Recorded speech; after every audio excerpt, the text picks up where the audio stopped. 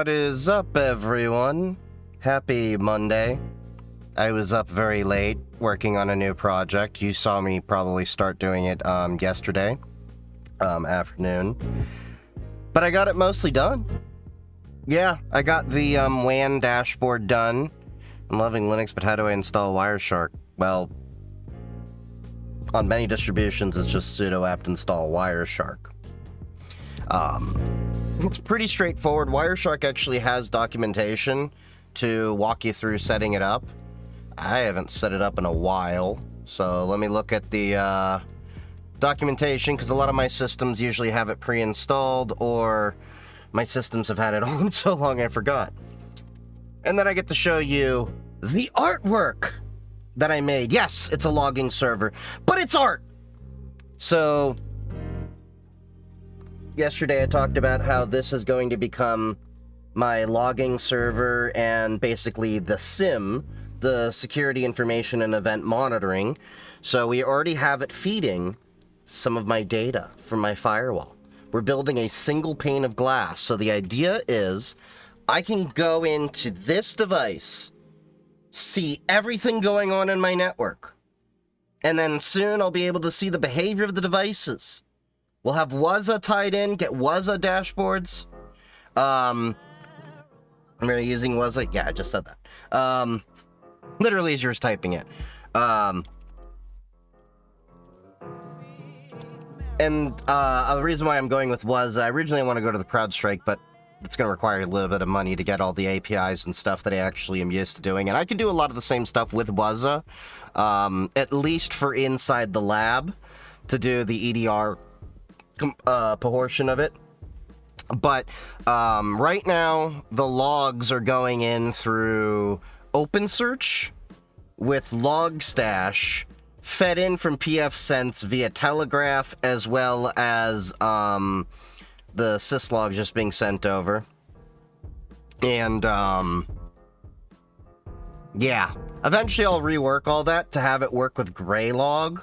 And then we'll use Graylog to be able to parse any of our information.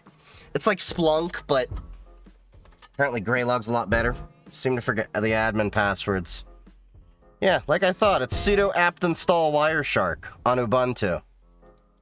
Yeah, that's what I thought. Most Linux stuff, at least in the Debian world, it's sudo apt install, package name. On the rel types, it's sudo yum install or sudo you're using ParrotOS. ParrotOS is a Debian. Sudo apt install. Actually, ParrotOS should have Wireshark pre-installed. Unless I installed it myself. I'm pretty sure ParrotOS comes with it pre-installed, because I use ParrotOS on one of my laptops.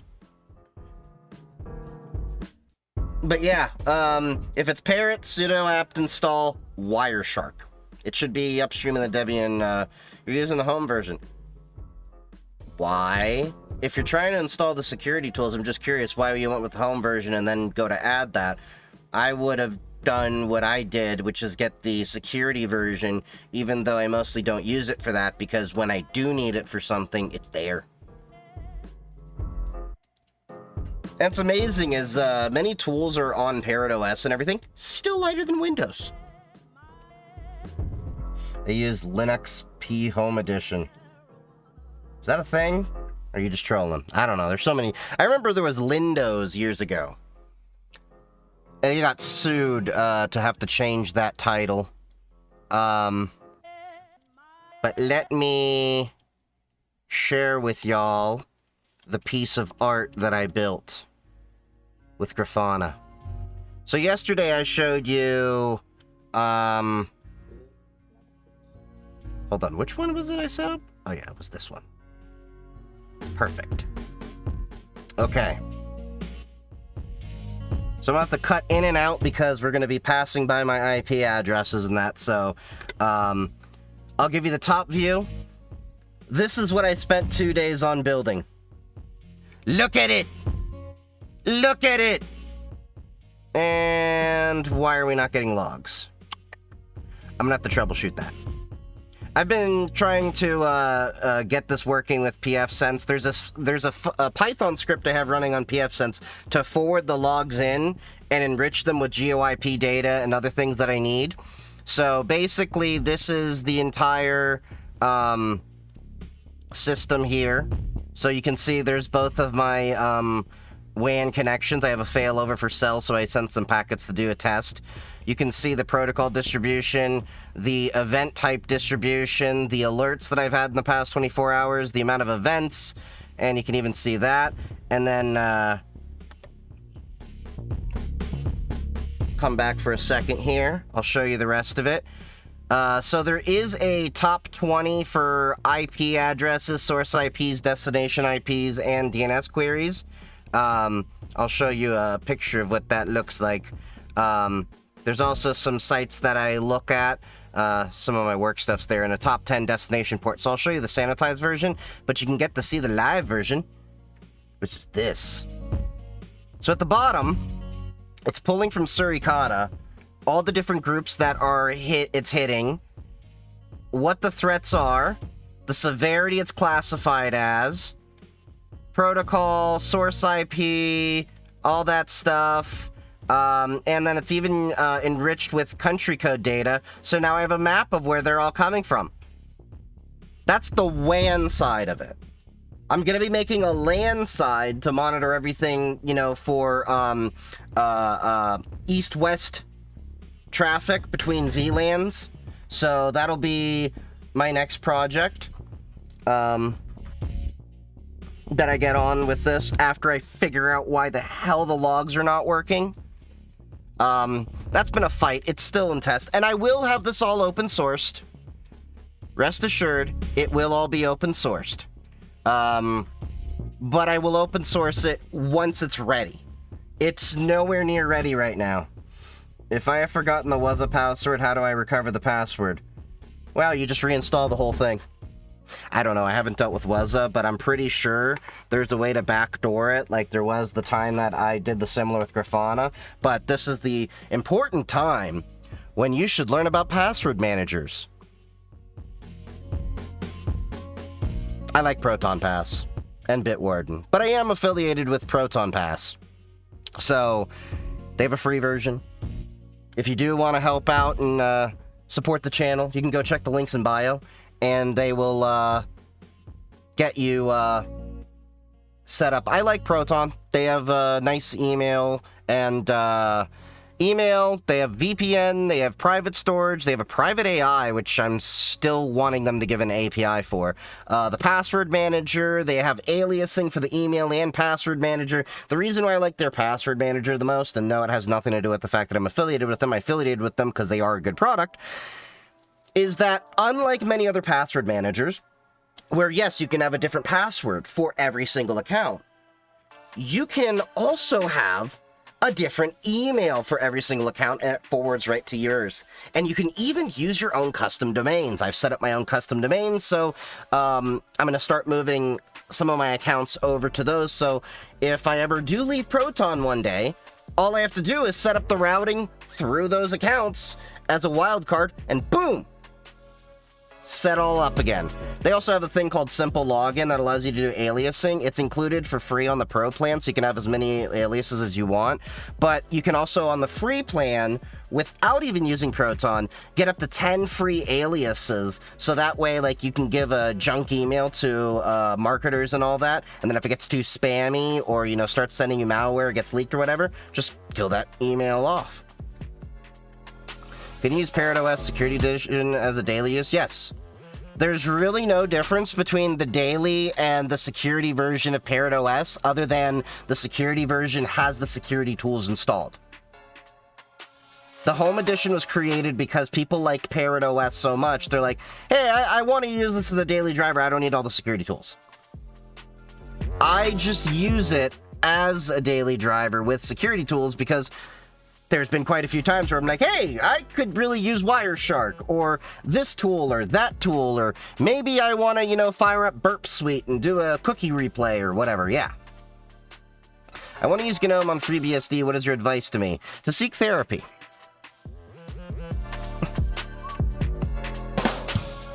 I'm joking. FreeBSD is a pretty good GUI to begin with, but I don't know about their GNOME support on FreeBSD.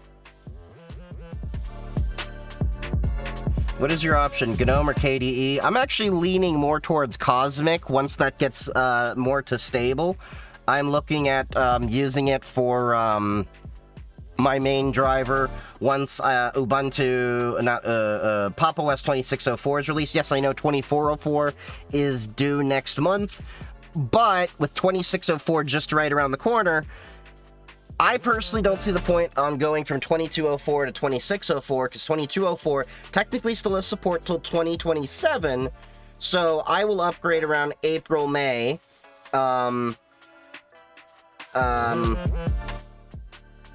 and do that and have a full clean reinstall of this system. Maybe I'll tie it in with a new power supply and GPU upgrade, because I've been wanting to get a 5070 Ti in here. I still like my Ryzen 5950X. It's still been plenty good for me.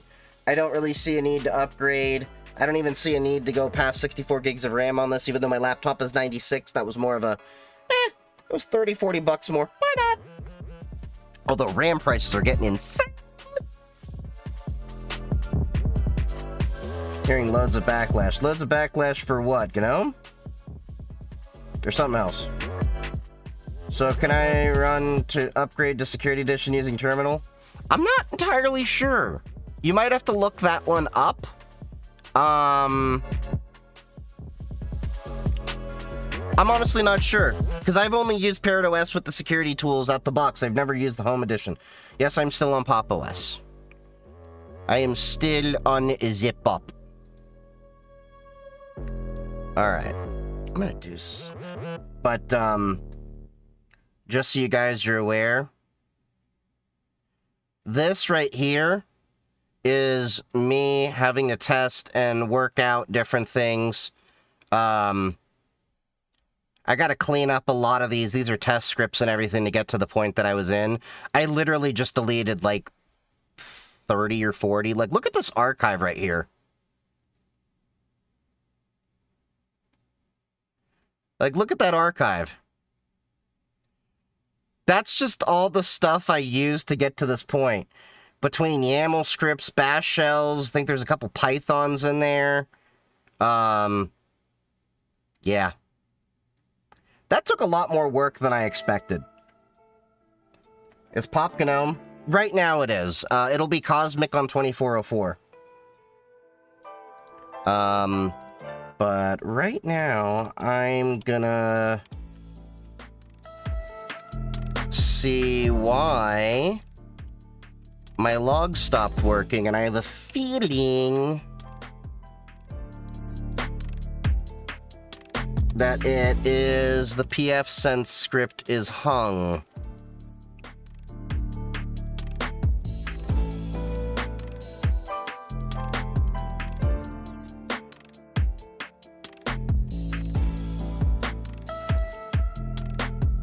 There we go. Eventually I'll drop an SSL cert on that, but I won't make it public. But yeah, we have a nice little SIM. I've been using Obsidian for note-taking.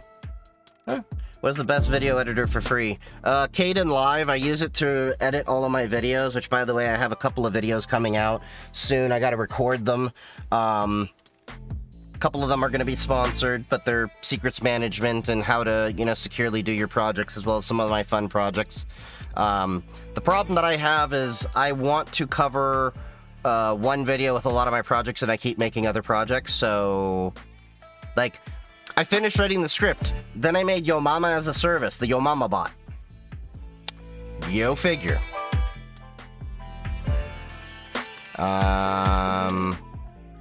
So it stopped doing logs around 7 o'clock. Alright. Gonna have it finished doing the cleanup I was doing. Do you use DaVinci Resolve? I do not, although it's in the plans to eventually go to that. I'd have to get the DaVinci Studio, and that's a few $100. Not that I'm saying it's not worth it, it's just not a priority right now. Kden Live has been serving me well. There are quite a few things that I know I can do a lot better.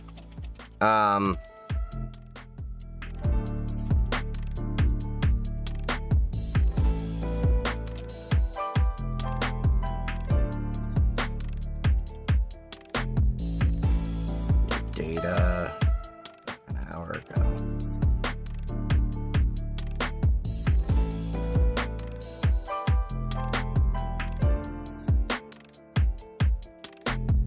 Hey Chief, did you buy the CISSP book? Did it help you pass the exam? Would you recommend it? Yes, I got the official CISSP book, but I also took a class. It's about $500 or so for 2 or 3 months, once a week, 3 hours a day, 3 hours per week, 3 hours per day, in the evening. And then I used this app called, it's Learn Z app, Learn Zulu app. And I had a bunch of practice tests. I think it was like $15 or $20 a month. And I just kept doing practice tests on that day after day after day after day. And it gives you a way to tell if you're ready to, you know, take the test or not. And once I started hitting like 85% preparedness and was, you know, passing a lot of the questions, then I went in for the actual test and I passed on the first try. And I am going back to school. Looks like I actually maybe start in January. So, going for my bachelor's. I'm hoping I can knock it out in like 6 months. Because I already have a 2-year degree from years ago. I already have a bunch of credits from a community college. Not Learn Zulu. Learn, letter Z, app.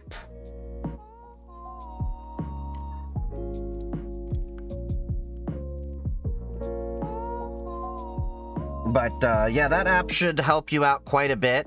Like, literally, you were doing practice tests and everything in there. Because the book can come with some practice tests. Don't get me wrong. Those are okay.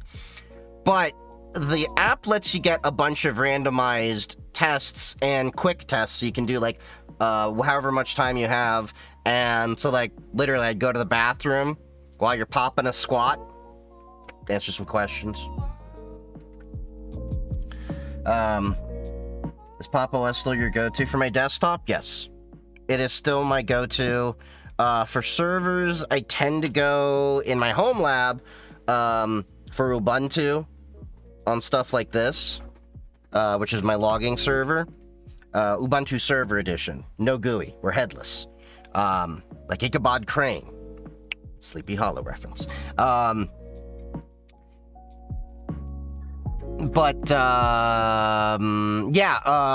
And then I use Parrot OS on one of my laptops and Cubes OS on another laptop. But Pop! OS is my go-to for, hey, I need a laptop that I'm going to be daily using for just about everything. Parrot OS just happened to be on the other laptop because it's my older laptop. It's not a bad laptop. It's just my older System 76 laptop. And I've taken that one to DEF CON with me. And I can use that as a daily driver, but I can also, put security tools on it, and then if something happens to it, just wipe it and restart.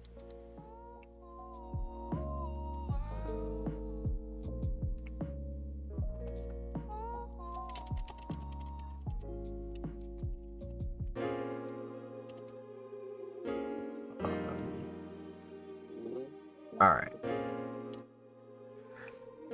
So I will have to say this. I've been comparing LLMs because a lot of people have been like, how is Claude versus ChatGPT? ChatGPT is not good for technical shit. I'm just going to say that out loud. It has pissed me off. It has led me down the wrong rabbit holes, given me wrong information. It's broken a couple of my test systems. But I use it for, like, little personal stuff. Like, oh, I need you to rewrite this or that. But when I'm doing technical, GitHub Copilot Pro Plus with Claude Sonnet 4.5. Is CubesOS too much for everyday tasks? It can be. It's a little bit overkill. Don't get me wrong, it's great. But,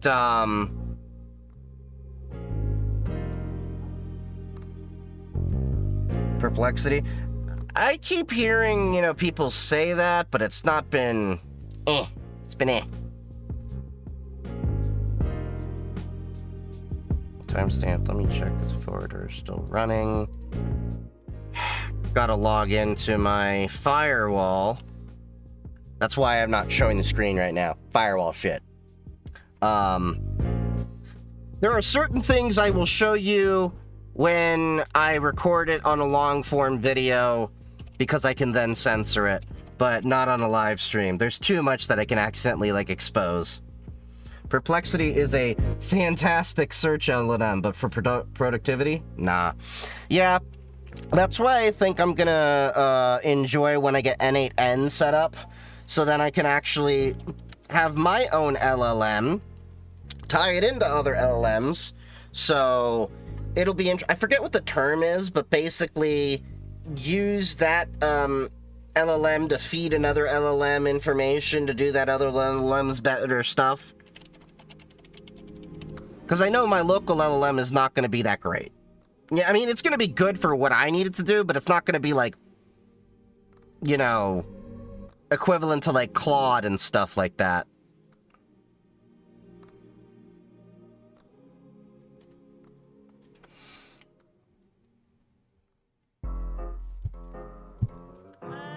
Okay, so I think I had a zombie process that was conflicting with the last forwarder, which is probably why I had the issue with it just stopping. This is why I'm not releasing the project just yet, because I want to make sure it works. This is a new thing for me, because I'm doing customizations on pfSense itself.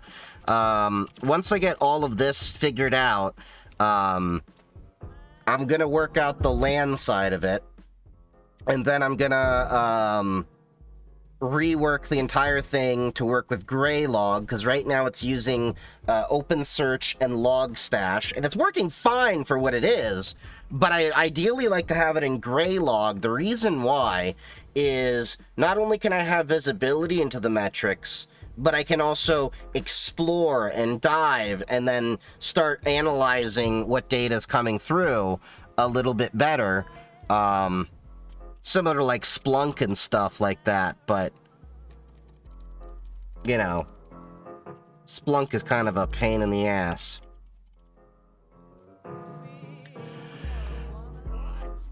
So it'll be interesting to get that going. Okay, so it should be flowing events back into the logging server soon. Oh yeah, after the stream, I also got this to bust a nut. That's always funny when I say it. But no, I installed Nut on here. Network UPS tools. So what it's doing is I have my NAS connected to my UPS, and it's running as a Nut server. No, it's funny. So that way, any device on the network that's, connected to that server can listen to that server as a UPS. So if that UPS ever kicks in, it'll send the signal over UPS, and then the UPS will go out and say, yo, we lost power here. Here's the power, and then I can start the procedure for safely shutting down my machines.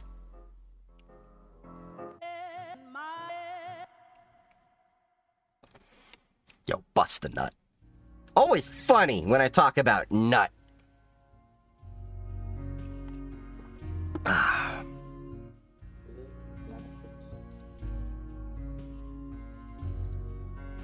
Alright, we're trying to see if I get my logs and stuff.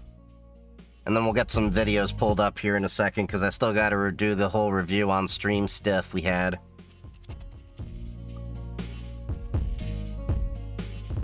My luck, I'll probably end up breaking my firewall. Because it was working fine with one interface, analyzing everything, the primary, but then I was like, I need to get it monitoring the second interface too. And, we're going to run into these issues. That's the whole point of developing. But hey, it'll be one more thing to put on my resume. Off-topic question, Chief. Do you plan on doing the courses online, hybrid, or in person? I'm doing online. I'm going to an online course for that stuff. I actually am using study.com right now to knock out some courses even faster. Study.com, for those of you not aware, not affiliated, they let you take college-level courses online, and you can do credits and classes a lot faster. So, like, right now I'm doing an ethics class, and then I'm probably going to do a public speaking class, because from my research, those are the only two that I really can take beforehand, and both of those should save me a couple of weeks. Yeah, WGU. It's just, I just needed to go to a college to get the stupid piece of paper, because I think y'all know, I know my stuff.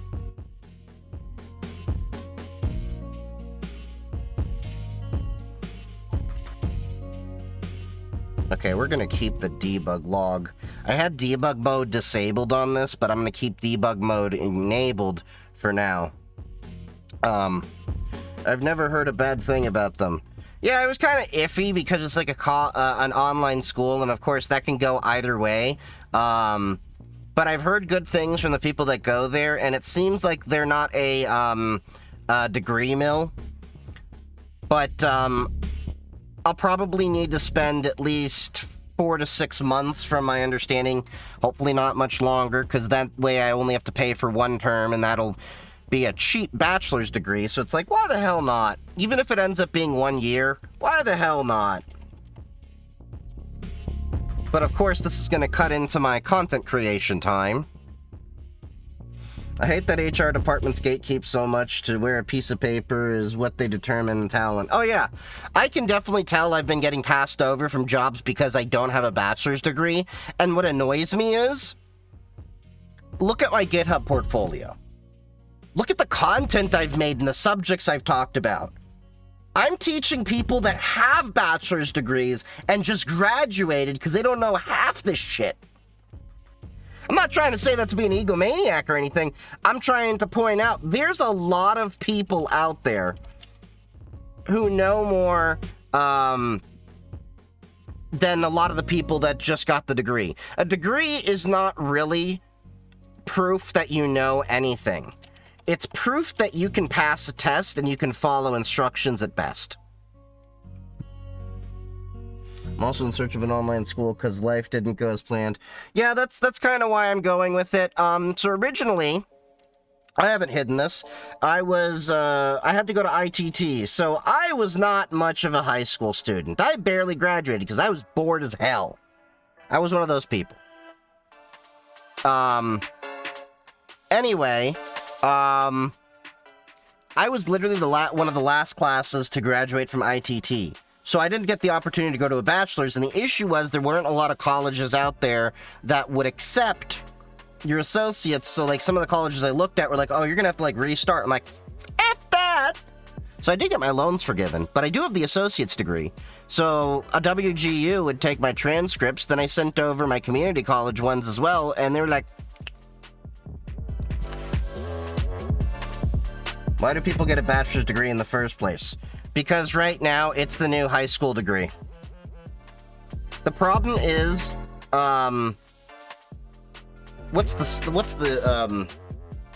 we've overinflated the value of education.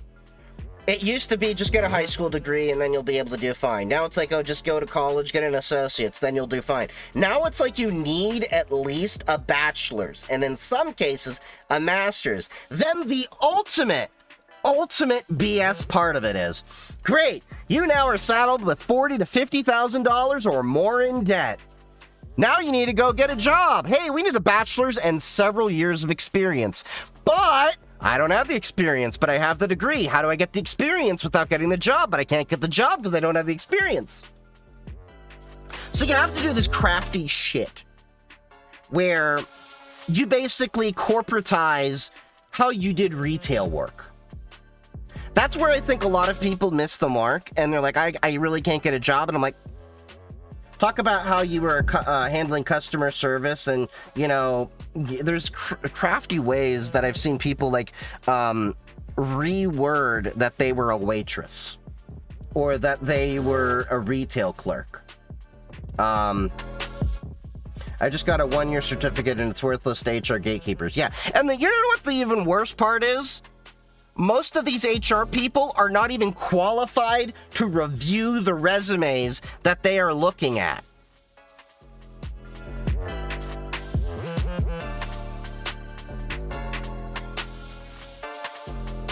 No, go get VO Tech. Learn how to hunt on a farm and build actual everything. A VO Tech? What's that stand for? Or was that a typo?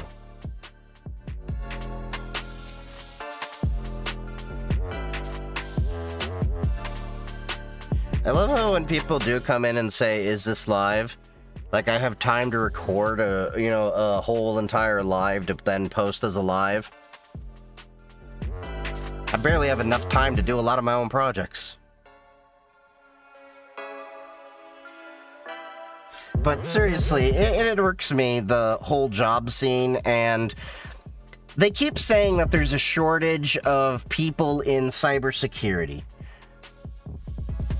No, there's not really a shortage of people in cybersecurity. It's that people are getting way too picky, and then ironically, because they're being too picky, then they actually don't get a lot of the work done. And they don't seem to understand that you don't need to find the candidate that checks every single box. Because here's the, clip this, send to employers and all that. Here's the magical thing about a lot of the tools that you learn in cybersecurity. A lot of the tools are from vendors. You just have to learn how the vendor wants to do things. I came into my job, I didn't know how to use AWS, didn't know how to Terraform, didn't know CrowdStrike, didn't know Tenable, didn't know Proofpoint. I learned it. Of course, I did like other things conceptually that were the same, like Bitdefender and Securance and Barracuda and other stuff like that. But the point being, oh, you don't have experience in this one platform that we need 3 years? No, you don't. Just get a person in the door, say, we need you to learn this. Cool. They'll do it. I didn't know Zscaler before I came in. I didn't know CrowdStrike. I didn't know Proofpoint. Thank you for the follow, by the way. Mac. And it irks me so much. Because I know that's why a lot of people, including myself, get passed over on things. Because like, oh, you don't have this one, thing that we're trying to learn. And I'm like, bro, you can actually, spend a few weeks, months, and actually just learn it. I know people that have gone from zero to deploying entire networks and all of that stuff. And they make it seem like it's rocket science. Unless you're coding an application in like C or something like that and you've never done it before. Yeah, like Terraform. It took a while to wrap my head around it, but now it's just a thing. Now I'm on the whole CI/CD side of it. And they're just too lazy to train new people. Yep, that's true. What's up, Aaron? How's it going? How you been, buddy? You enjoying the retired life?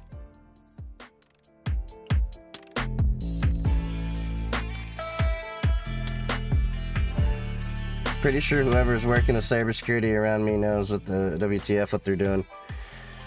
You'd be surprised how many cybersecurity people are really just comes down to, or just tech in general comes down to, I know how to Google better than you.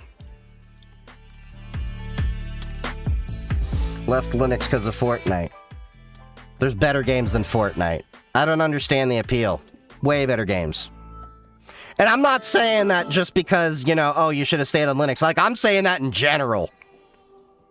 Never seen the appeal in Fortnite. It's true, it comes down to troubleshooting and understanding the terminology.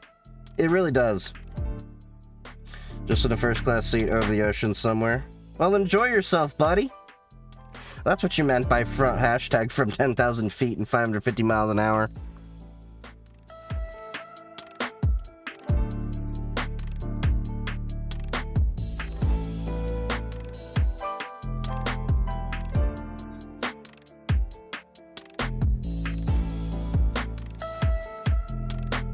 Are you going to Germany? Where in Germany? I used to live there.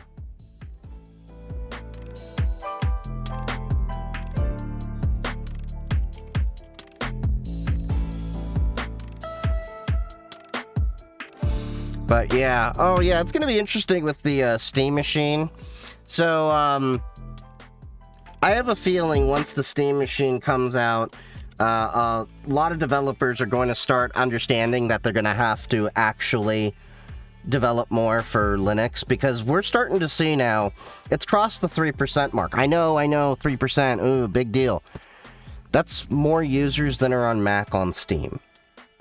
We're starting to get to numbers where Linux is actually potentially going to surpass the amount of Mac users.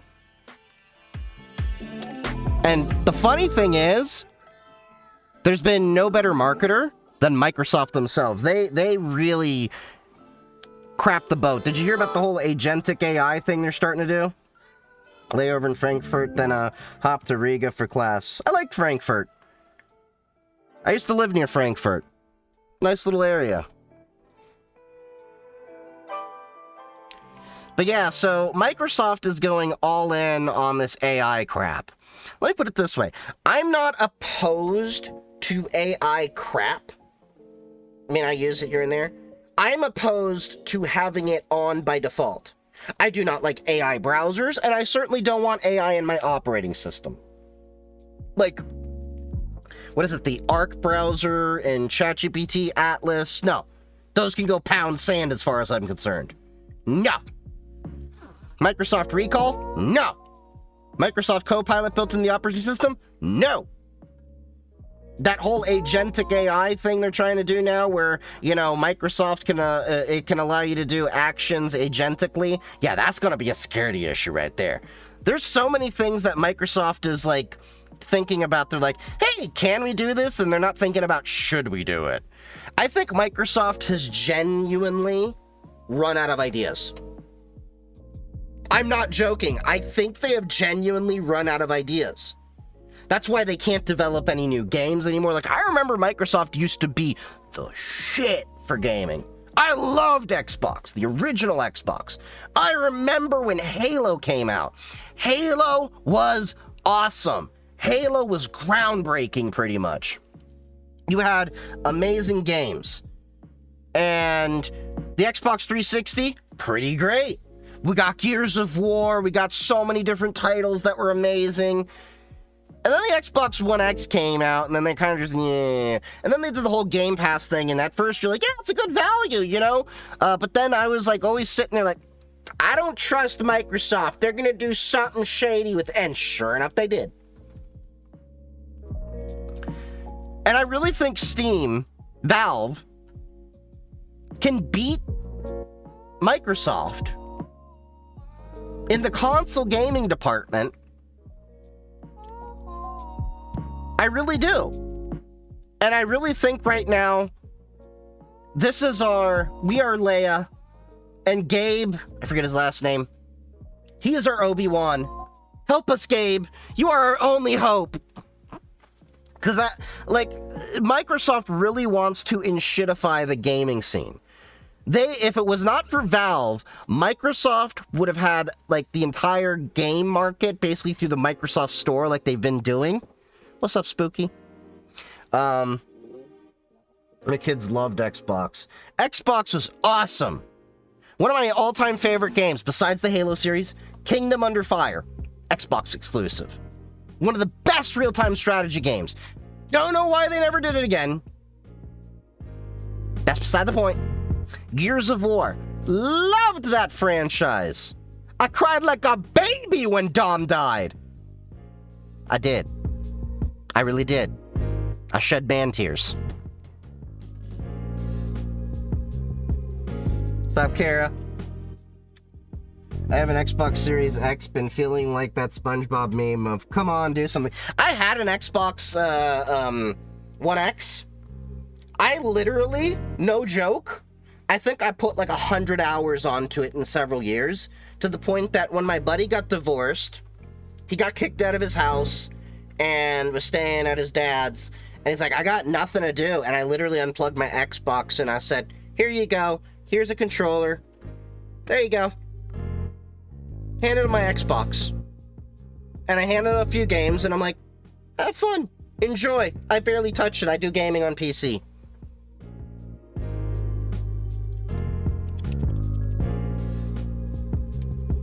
I think that was like a year and a half, 2 years ago. The honest truth is, if the Gabe Cube, as people are calling it, actually works out pretty well, then, I mean, if the price is right, I actually may get one as a home theater PC. I've actually picked up a new console, the Ain-Thor. What's the Ain-Thor? PC gaming is so different. PC gaming is where it all started. There's a reason why console gamers can't really cross-play with PC gamers, and a lot of it because you can game better on a PC.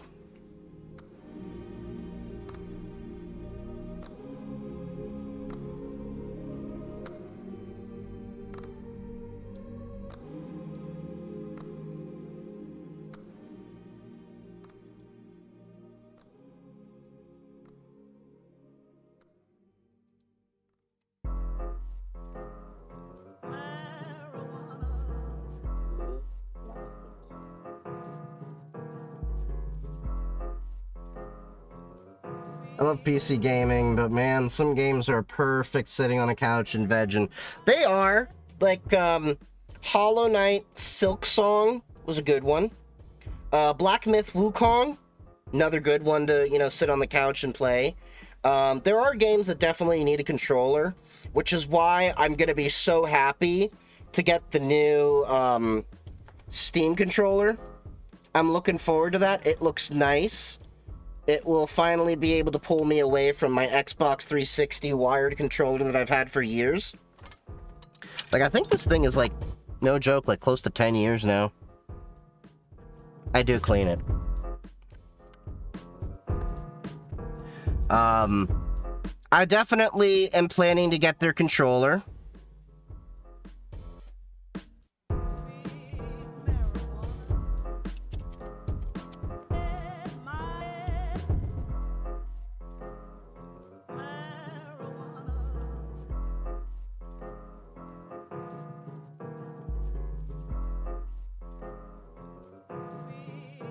I'm yelling at Claude right now. I'm kind of having it do things agentically because it's faster for it to, you know, type out the commands that I would do myself, like journal control for log stash and everything, but I at least read what it's doing, and I'm yelling at it because it's like, oh, we're gonna try doing this, and I'm like, no, schmuck, we have to do it this way.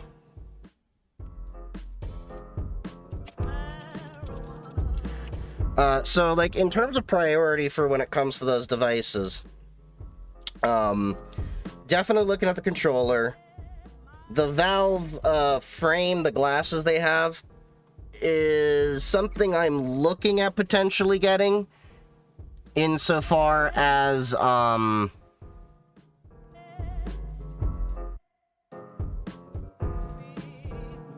hell?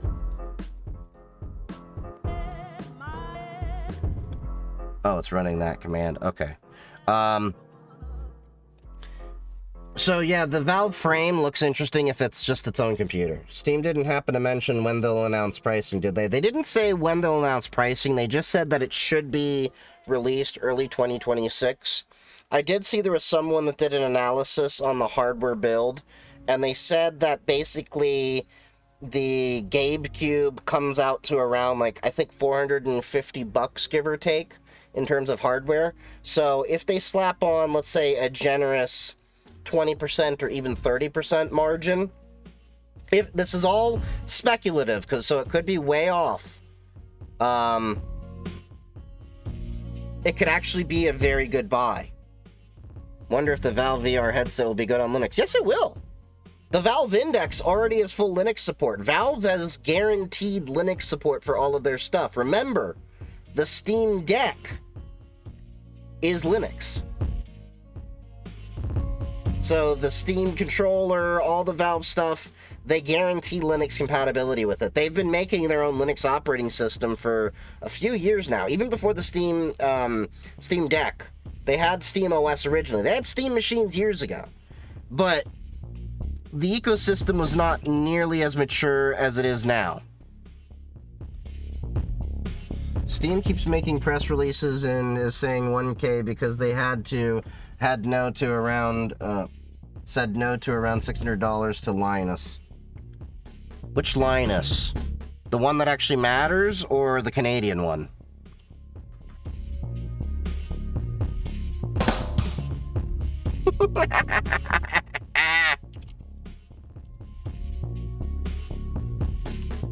Oh, the Canadian one.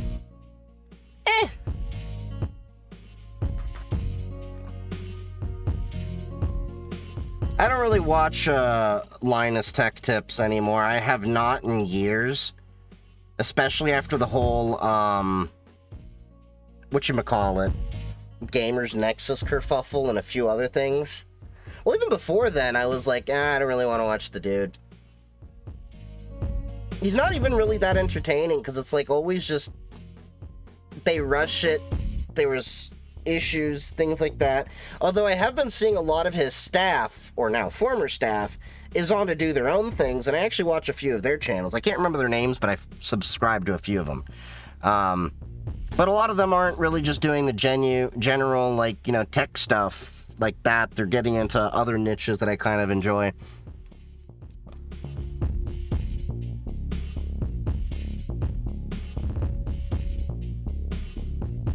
The Gamers Nexus didn't really do much to hurt his rep. Hurt Gamers Nexus more, to be honest. I'd say the opposite. Gamers Nexus wasn't the one that fired the first shot. They were the one that did. And the reality is, it feels like Linus has sold his soul quite a bit to get to where he is, whereas Steve over at Gamers Nexus, we've seen him get into the line of fire and holding, you know, companies accountable and stuff like that.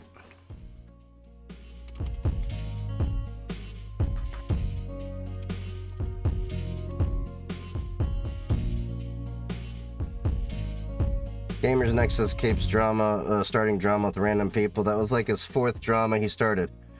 What random drama has he started? A lot of the drama that I keep hearing is like, what was it? He had the thing with Bloomberg, where Bloomberg was definitely in the wrong. A lot of the drama he had was with companies. But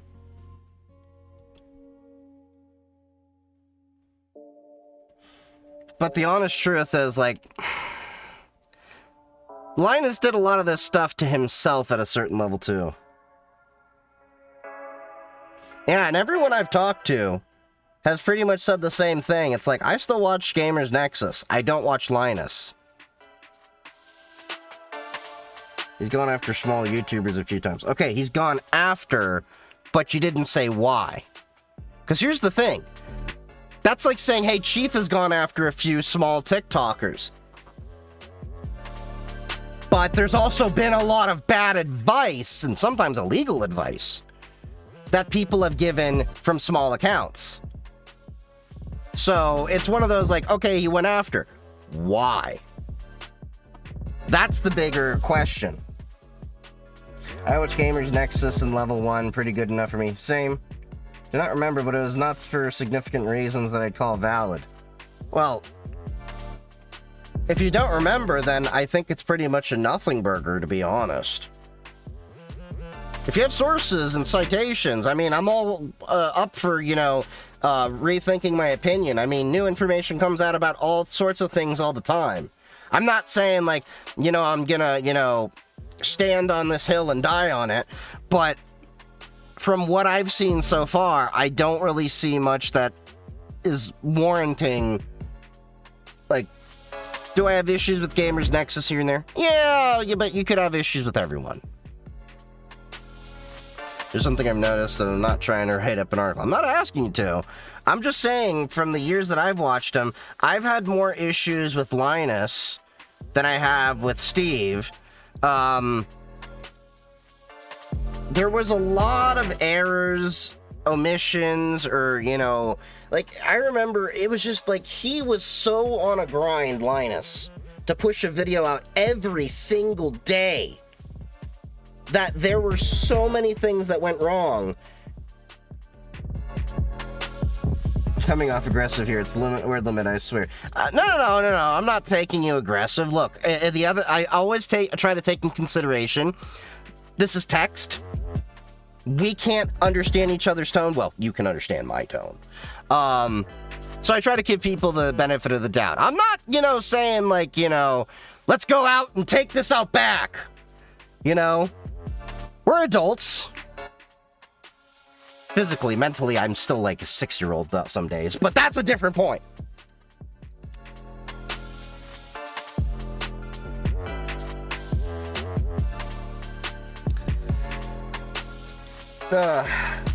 But it is, yeah, fisticuffs behind the barn at sundown.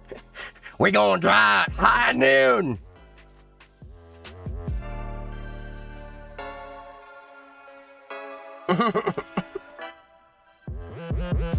Gonna be like cowboys.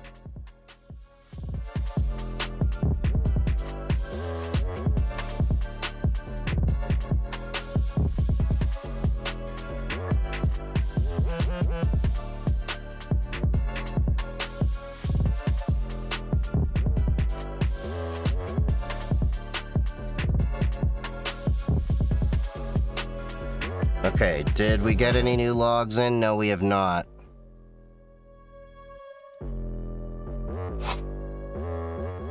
I'm not seeing any new logs.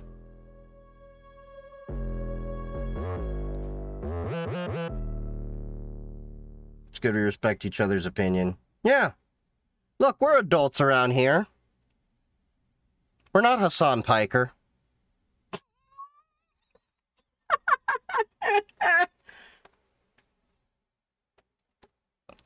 I'm an equal opportunity hater. Okay?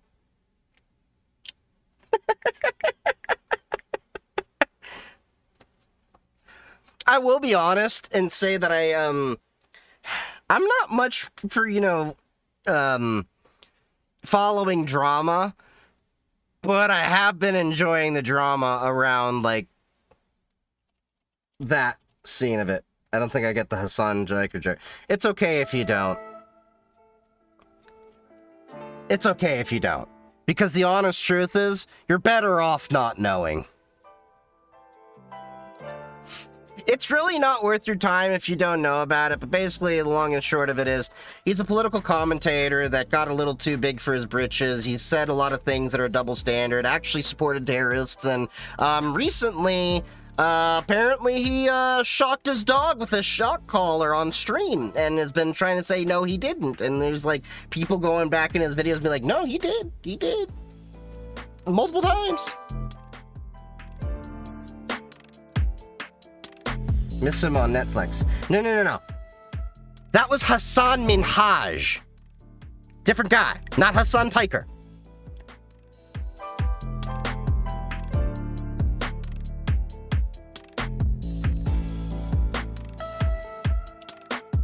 It wasn't a shock collar. Look, even the company that made the shock collar came out and said, yeah, that's a shock collar. We don't make a vibrate-only version. He taped over the prongs to do... Yeah. Like, dude, just own it. Hassan, not you. I mean, the honest truth, what goes on to Hassan doesn't really impact yours or my life any single day.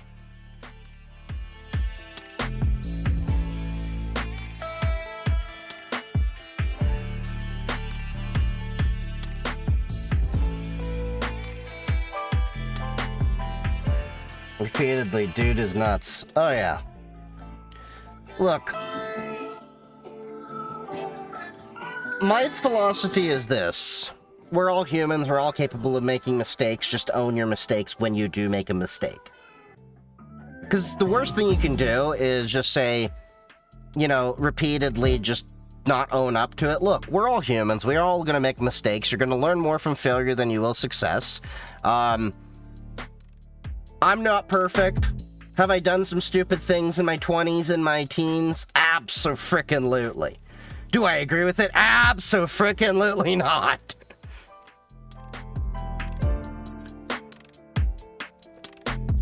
But I also think there's a good amount of people that never learn to grow up and take accountability. And look, I also hold the, you know, view that I don't have to agree with everyone in my circle. I have people with various different backgrounds, whether they're, you know, different religions, political views, things like that. But at the end of the day, we're friends. I mean, I'm not too religious. I'm not Christian, obviously. One of my best friends is atheist. We get along just fine. I have friends that are across all different kind of political spectrums, friends that are, you know... I got a couple that are definitely on the communist side. A few that are on the libertarian side. I got people, most of them are in between and all that. At the end of the day, do I agree with them? No, but for the most part, they're good people. And I don't believe in this, there's this one solid truth for everyone to, you know, behold. I think there's many versions of truth out there, and it's, you know, as I tell people, everyone has their own truth. Just as long as your truth doesn't infringe upon my truth, we cool. Clear, I do not watch the dude, but I'm confident of that one thing.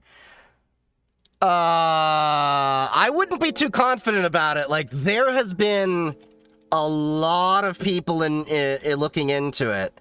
And I don't just mean, like, regular, average, everyday Joes. Like, people have literally gone frame by frame, done the analysis, pulled up the item, all of that. The vendor came out and literally said, yeah, that's a shock collar. We don't make a vibrate-only collar.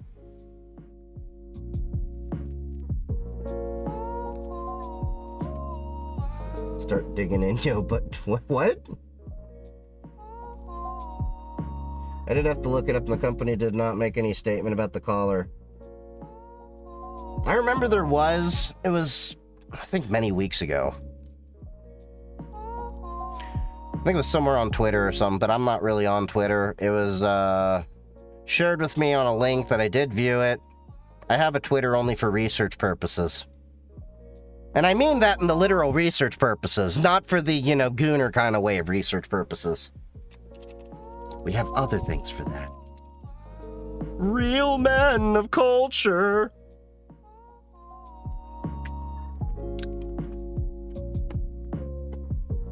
Pinky's out, bro.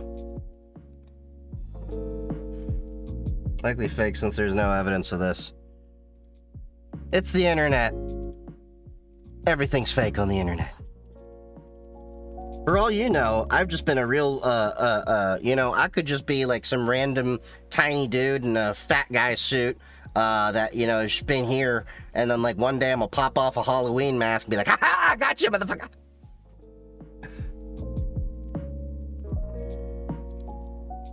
I've had a lot of caffeine today.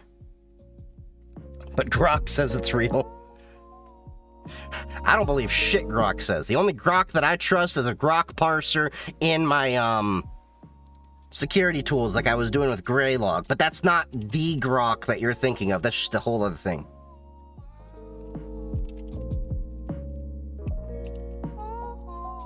Chief is an X account for Grokpedia, confirmed. No, I've had a Twitter account long before, and it's Twitter. It will always be Twitter. Don't set me a Twitter about calling it X. I haven't been on Twitter in like... Well, to use Twitter, like use it in like a couple years.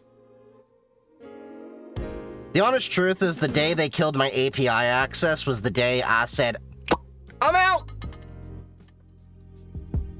And that's when I forever went to Mastodon and then played on Blue Sky, and a lot of the cybersecurity people have been out there. I know, like, people are like, you know, Blue Sky is, you know, like, all this, like, they think I do it for political reasons. No, it's because, did you see, like, what happened with Twitter, apparently? Like, they released a feature to actually tell you the location of where users were coming from, and it turned out, like, a lot of, like, the popular accounts that happen to be political were, like, coming from, like, Morocco, India. There was, like, one literally from Russia that I saw. Like, it was crazy. Like, honestly... Twitter always had a bot problem. No shit. It always had a bot problem. We always knew there was a bot problem. But it felt like the bot problem got worse when Elon acquired it.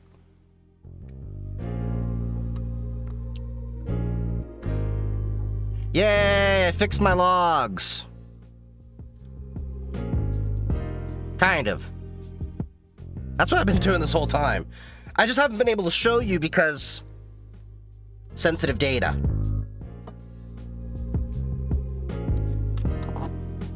It's about as sensitive as a baby's bottom. But yeah, that was unsurprising, and it was not surprising at all either that apparently, now y'all can correct me if I'm wrong here, they took away that feature pretty quickly when people started seeing, oh yeah, all these accounts were coming from here. My conspiracy theory is that the 5-minute craft rage bait funds the Russian troll farms. 5-minute craft rage bait. Explain, Abby. Explain. I'm curious what you mean by that. Am I calling it something else? I'm not familiar with what you mean by that. Did you see the one where all the American military Twitters are set to? Wait, what? I did not see that. Hooray! My logs are coming through! Took me a goddamn hour.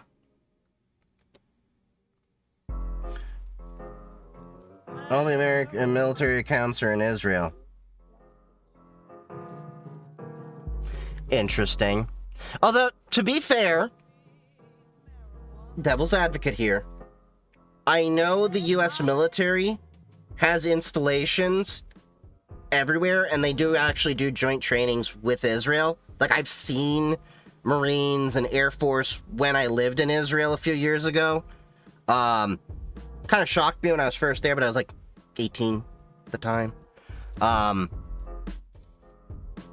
So yeah, the US military is kind of everywhere. But, I mean, it's still like a little... things that make you go,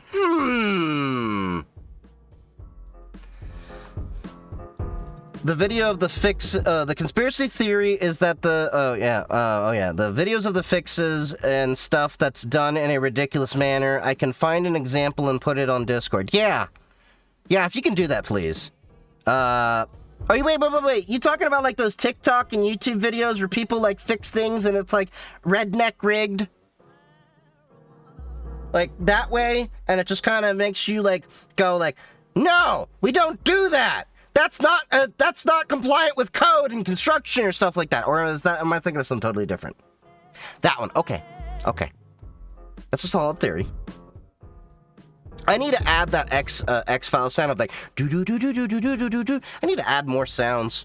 I need to work on my stream quality a little bit more. I got the nice camera and all this stuff, but I need to work on the stuff in the streams.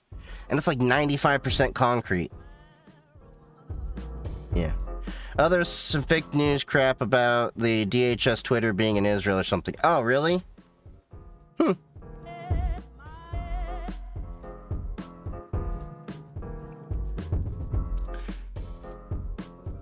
Heck, we do the same thing if I recall. Israel is going to have a training base in Idaho for a few years. Been a bit since I remember seeing the news. Yeah, there's a lot of joint operations that we do with a lot of militaries. Like, I know there's the big hullabaloo of, Trump, kissing the butt of, Mohammed Bonesaw. But,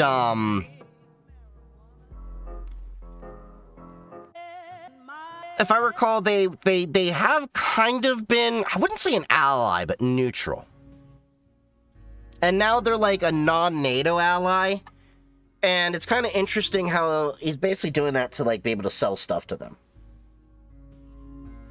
The Saudis do have a lot of money. But I think, honestly, I think it's more of a ploy to try to get Trump to enrich himself. I know some people are going to go like, Trump derangement syndrome.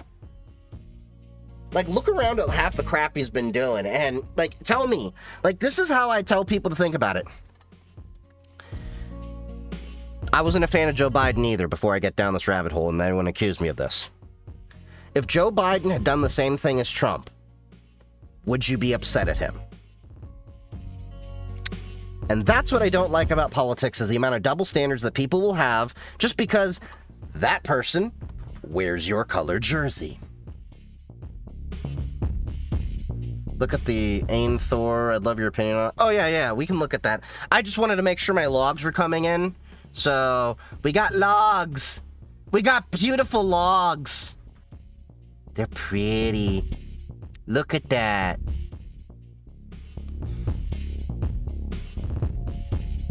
This took me like 2 days to figure it out. Okay.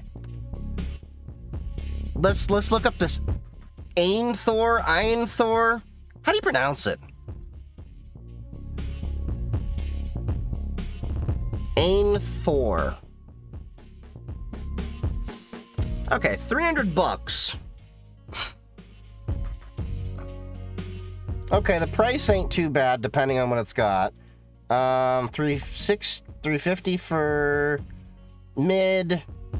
Max is $430. So what's the difference between all of these? Okay, first thing, I do not like the site design. Just because, like, I'm scrolling here and I want to scroll down and see the text. I don't need to see all your pictures. Why couldn't you just made, like, carousel for me to, like, scroll around with the images? Like everyone else. No, sorry. The light model, not worth it. Well, it looks like they're sold out anyway. But apparently there is, Snapdragon that, Snapdragon's getting more and more support inside of Linux, so I wouldn't be opposed to it. But this is like a straight-on gaming device from what I see, so... So it's kind of like, what was it, the DS? But a little nicer, I'm guessing? Okay, you can do your YouTube videos on it and all that. That's kind of useful. Got a lanyard hole, active cooling. That's going to be a bitch to clean out, probably. Battery life of 6,000 milliampere. With the Snapdragon, if it's optimized, that could be nice. Advertising a full-feature Type-C port. I mean, what? Is it display or that? Because, like, saying, I have a Type-C port is kind of like saying, I put gas in my car. Hinge. Okay, you got joysticks, but what kind of joysticks? Like Hall effect, magnetic. I need to know these things. Okay, Thor processor specs. The Thor Lite 865. Okay, yeah, so it is a slightly older CPU. So yeah, the Snapdragon 865 is probably a better choice.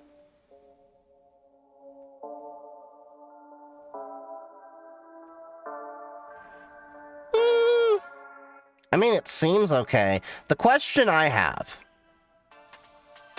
and I'm not throwing any shade, this is a genuine question, because we've seen a lot of these companies come out with devices that look nice. The company and support model, what's it like? That's the question I'm gonna have for this. So, I'm not judging the device. It looks on paper nice, but I'd have to see overall how well it's going to do and how well the company's going to support it. Because it's not just getting the product in your hand, it's once it's in your hand, how well do they support it? Do they give driver updates? Do they work on bug fixes and all of that stuff? That's the thing that I'm curious about. I'm not too familiar with this company. Hallstick says right below the pay buttons. Okay. But this is why I said the website should have had like a text over here. Oh, Hallsticks. They need a... Why can't you make this text bigger? Because, like, look, I'm going to turn off dark mode, and it's going to blind me. Ah!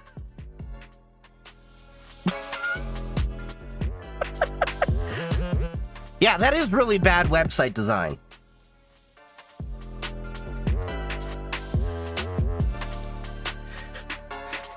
You web dev bad, and you should feel bad.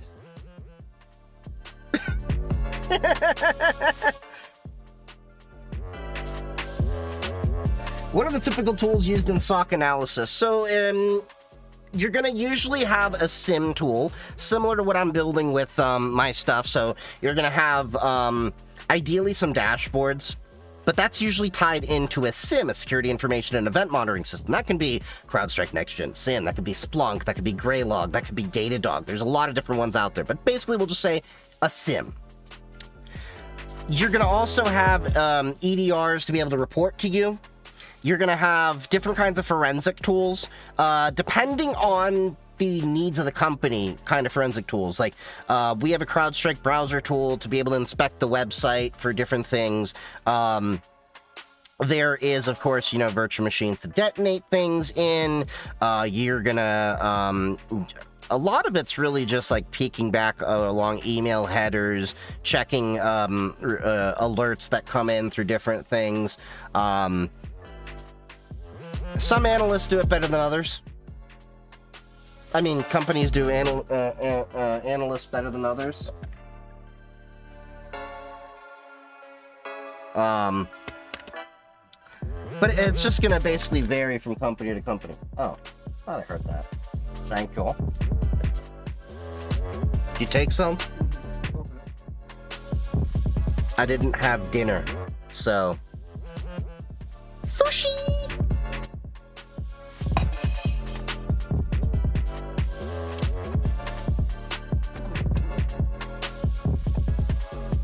Alright. I need one of those magic bead doors. I think I bought this one on Etsy. Got a khamsa over there, or as my Muslim brothers and sisters might call it, a Handa Fatima.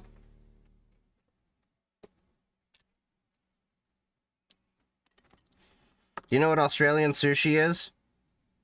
Is this like gonna be something like Rocky Mountain oysters? Wait. It's Vegemite and seaweed. What? What is it, seriously? Already built my own home lab. Nice! I'm just gonna call you Un, because you got a bunch of numbers there.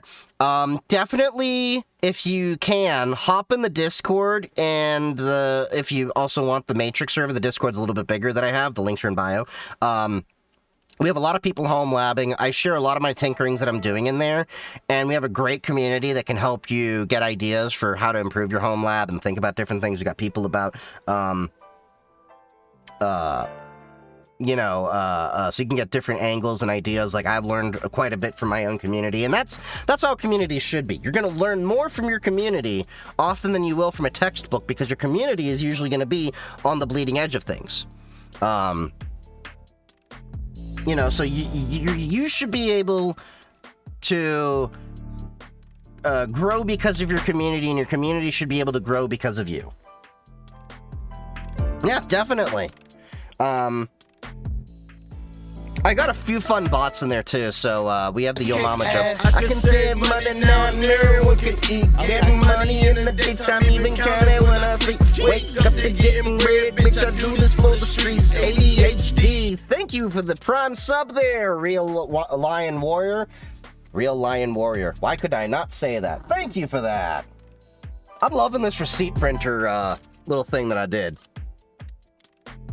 Look at that, look at that. You get like your logo over there with the sub and all that.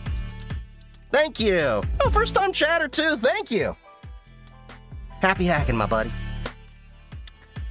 So, Chief is a great community here. Yeah. Well, I really do all this for my community. The honest truth is I tell people all the time, I never wanted to be a content creator. I accidentally became one because I was in the house, I was bored, and I wanted to go talk to people, and I got tired of Facebook's toxicity. Originally, I came to TikTok for the dog videos. No joke. I came for dog videos. Like, if you were ever to see my feed of YouTube Shorts and TikToks, a lot of it is funny dog videos. Came from TikTok, where I've watched for a few weeks now. I've decided to watch on Twitch. Well, thank you, buddy. Thank you. Appreciate you. Yeah, the Twitch experience is much better over here. We got things optimized. We got receipt printers and shit. And funny bots. And soon I'm going to have more bots that are going to be in chat with my own LLM powers. And they're going to be funny. Facebook does get political and toxic really fast. Oh yeah, absolutely. That's why I deleted my account years ago. Like, I one day sat back and I was like, when is the last time I've been on Facebook and actually walked away not pissed off? That was my sign to leave. Seriously. I made a few Facebook post announcements and I said, look, I'm leaving Facebook. If anyone needs my number, DM me. You can keep in touch with me that way, but I'm out. I have not been on Facebook in years. See you later, Spooky. Thanks for stopping by. I've not been on Facebook in years. The only reason I'm trying to make another account right now is because of the Facebook Marketplace. It is really good to get cheap hardware. I will admit that. But I have no intention whatsoever of being a part of Facebook posting and all of that stuff. And, yeah. Someone actually tried to get me into, like, Facebook gaming and stuff like that. They apparently had, like, a Twitch alternative and that. I was like, no, I ain't going to be going with a sucky boy. Alright, let's see what we got in the review on stream, thanks to my mods and friends. Alright. EU caves in big time. Okay, here's where we picked up from. So last night we did our Linux Weekly News video from the Linux Experiment. Let's watch this video from Action Retro. They made a zip drive for your TV. Now, I'm gonna give you a little bit of a background of this before we get into this. So this thing right here is a zip drive. This was supposed to be the successor to the floppy drive. In many ways it was good, in other ways it really sucked. It's a thing a lot of people have forgotten about. It's not as ubiquitous as the floppy drive, but I remember them. I also remember the click of death. When I think it was the iOmega Jazz, I think it was, with die and all that. But anyway, these could hold a lot more data than a typical zip disk, and they were trying to do all sorts of fun things with them. Like, apparently they, made a zip disk video player I didn't even know. So, yeah.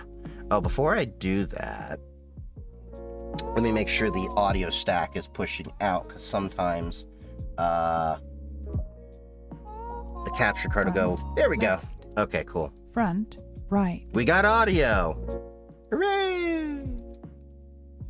This is the iOmega photo show from the year 2000. It's a zip drive that plugs into your TV for some reason.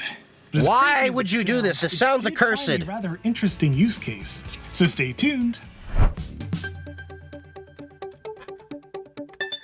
Oh, somebody mentioned something about Australian and sushi. If you enjoy exploring the weird footnotes in computer They do it at history, different angles, so you can different style made to eat on the go. It's awesome. In the Oh, late like a 90s, sushi CD burrito? drives I had that in started to Vegas. I become love it. commonplace on home computers.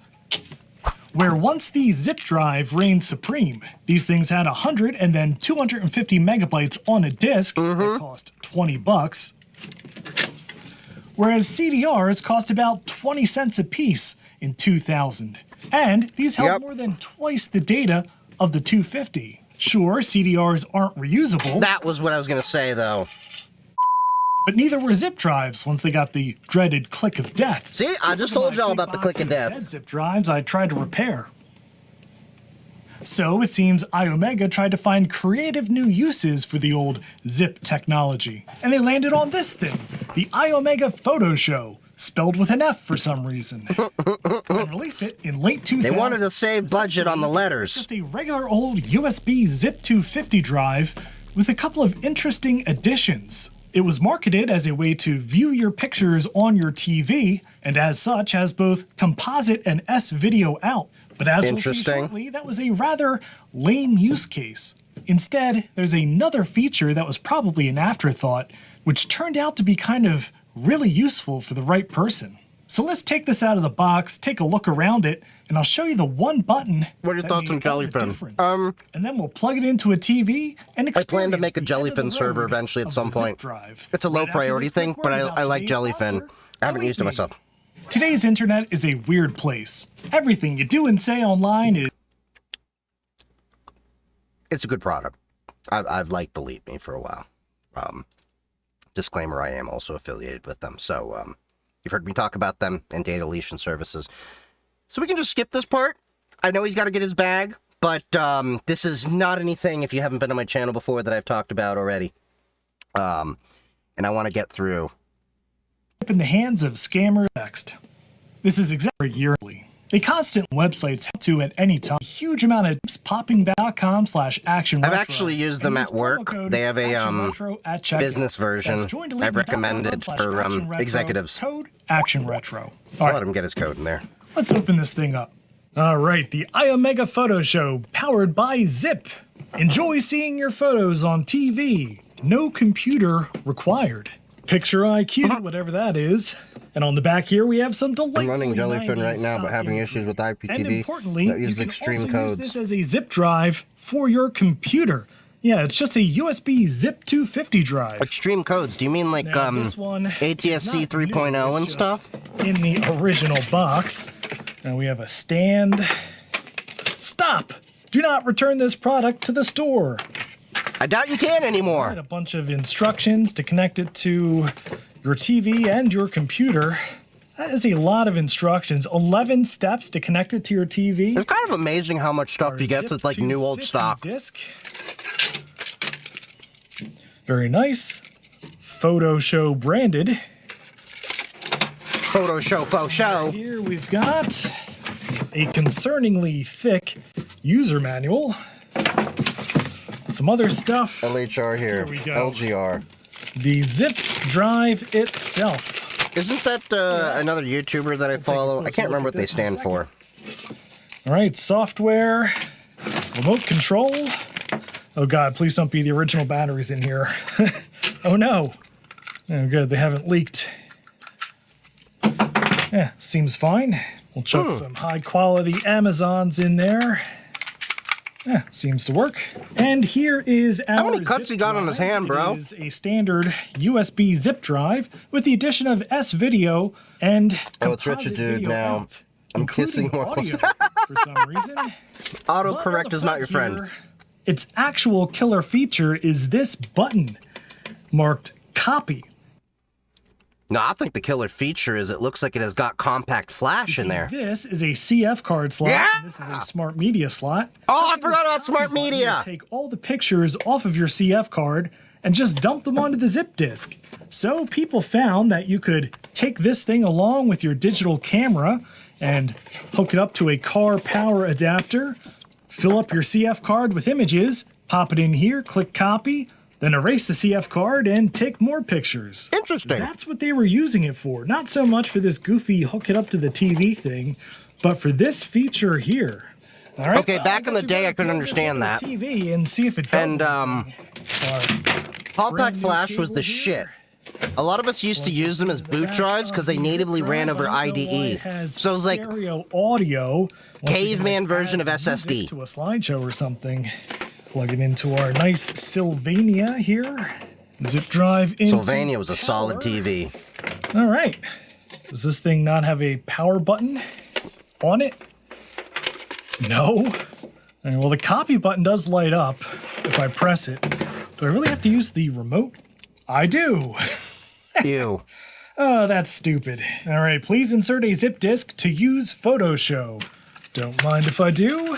Is there anything on this disk? Finds the old owner's Ooh, it's making lewd zip drive videos. sound. Oh, that's not a good sign. Come on. Remember having my I mentioned PCI that card zip with drives compact weren't flash very hanging out the back of the PC. Yep, I does think not we've all like done this that disk. in the power user days. Back when building computers was involving real skill.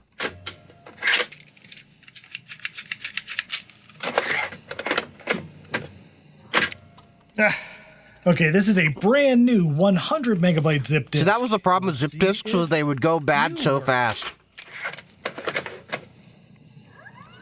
Oh, it likes this one. Invalid format. Boy, this thing is great.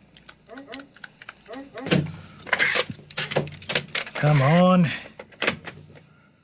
Oh, 50th time is the charm. Look at that. It has now decided to read the 250 megabyte disk. What on earth is this? What? Is this the demo mode?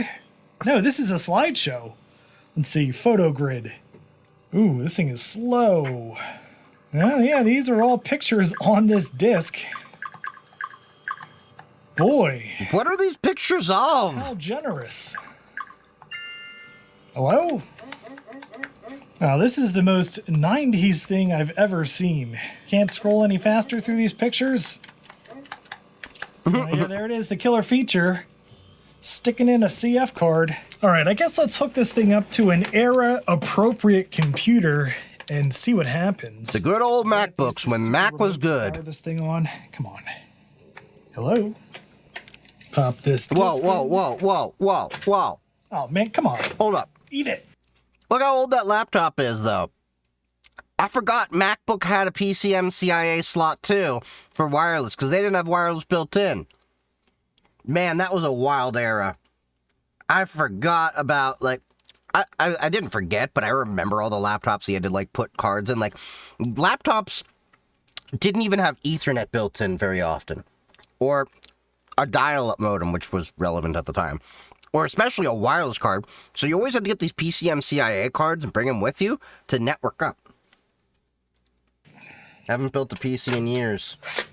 All right. I build one every few months for different projects. All right, well, that does indeed work as a USB zip drive. Here is our IBM formatted disk.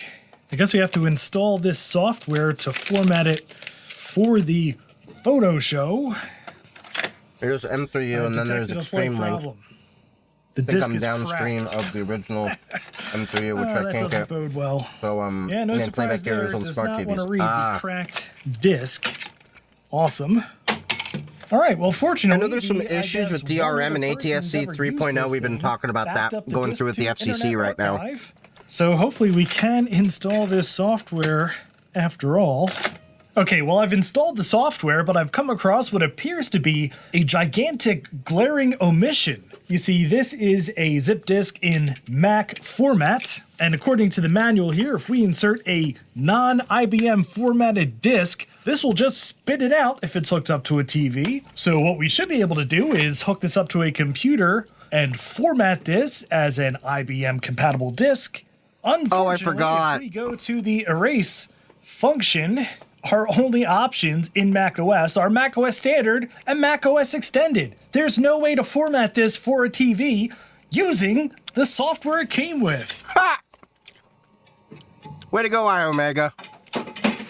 All right, Photoshop hooked back up to the TV. I have formatted this disk using macOS 10 to FAT format. So hopefully this Back will then, work. it wasn't easy to get my something God. fat formatted. Stop spitting it out. Invalid format. This thing is great. I love the Zip Photo Show. You're getting a little show of why Okay, the zip now disk it's kind of reading the failed. Zip 250 disk. And on this CF card, I put a bunch of pictures. I put pictures taken with my modern iPhone, and I put pictures taken with a period-accurate digital camera. Let's see if we can load them onto the photo show. Ooh, the copy button is now flashing. Interesting. All right, I pushed copy. Your compact flash card is bigger than the zip disk. These are still just the demo pictures. Maybe it doesn't like a 1 gigabyte CF card? Hello? This was back in the era, I think 1 gigabyte was too large for a lot of small devices. Doesn't do anything? A, B, C. Boy, this thing works great. All right, user manual, what do you say? Back when user manuals actually had stuff in them. The light is important. If we put this in, it will blink yellow. That means it is reading our digital film. And if it's solid red, that means not enough space on the zip disk. So I think my pictures are too big. Let me pare this down a little bit. Okay, and ow. Okay, and jump cut to one mass deleting later. There's less than 10 megabytes of pictures on here. 2 modern images and a bunch of really old pictures from a Mavica. So let's see what this does. Solid red. But that doesn't make any sense. Verify all media and try again. Maybe it doesn't like the modern pictures. Let's try this again. Maybe iOmega just sucks. There are now only pictures from a 90s digital camera on here. Let's see if it likes it now. Checking it. Nope, doesn't like it. All right. Maybe. Most of this video is literally just... For this. This is the smallest CF card I could find. 512 megs. Man! Let's see if it'll read this one. I remember getting a 32 megabyte I think I liked it. flash drive and being like, wow, this has got a lot of data. No response. Oh, my goodness. All right. It doesn't say anything about that. It says wait for the flashing to stop before pressing the copy button. We did that. Press the copy button. Nothing happens. It should be flashing green.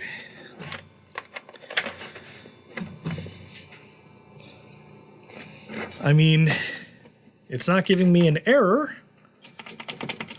It doesn't want to do anything. It's giving you the middle finger. Let me reformat this and see if that helps. All right, reformatted, recopied all the pictures over. FAT32. Let's see if it works. Maybe you have to have it in FAT16. Red. Oh my god. Starting to see why this thing wasn't a resounding success. All right, zip drive, I'm not playing around. We're just gonna hook you up to my modern Mac and copy the files over USB. Oh yeah, it sees it. Zip 250, all right. Hello? Oh my god. Just wait till you see what I have planned for you in the near future. You will regret this tomfoolery. Oh my god.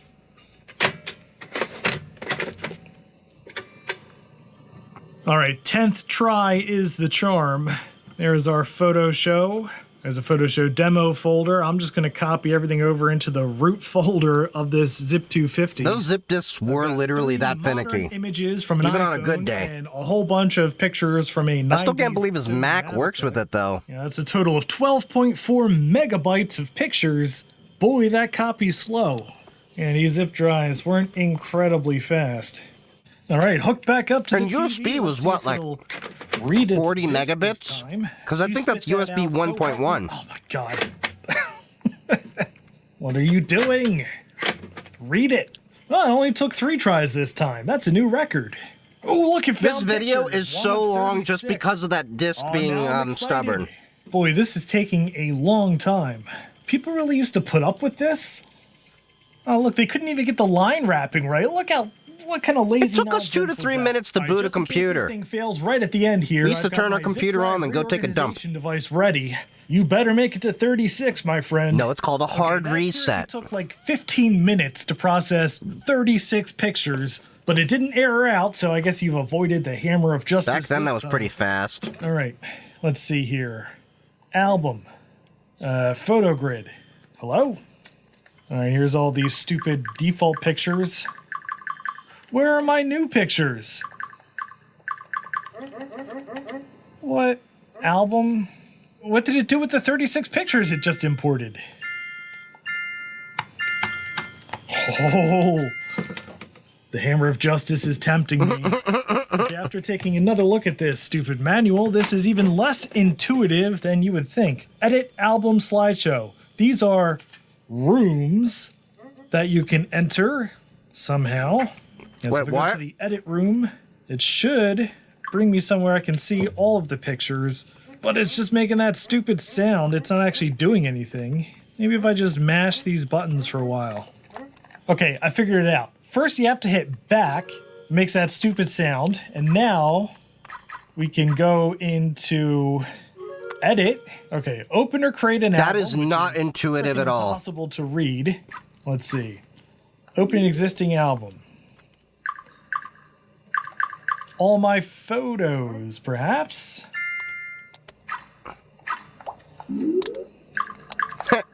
It's literally saying from 2037. There we go. There's a picture. I had to go to the root of the zip disk. That makes sense. Okay. Wait, Let's what? create an album.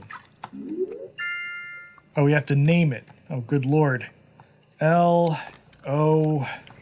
C to accept. There are no photos in this album. Okay. Move photos in and out.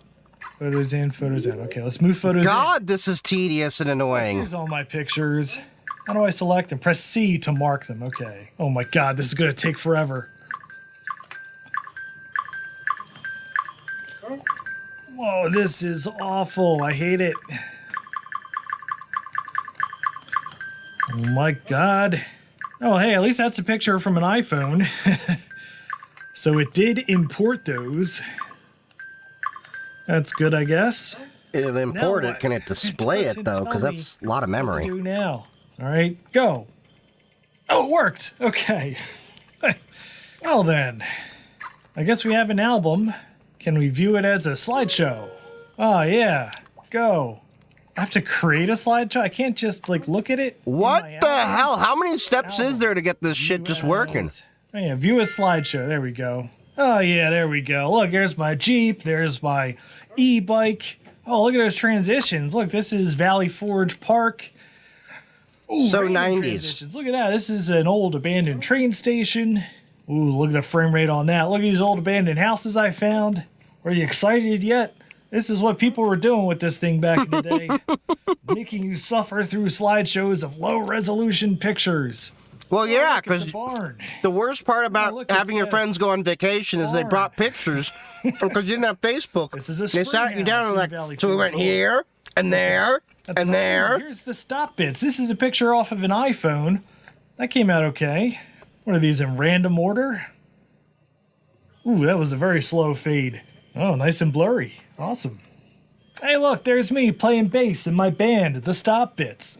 Yeah, there's all of us. The whole Stop Bits gang at VCF Midwest. And there's another old bill. Okay, let's get out of here. Back.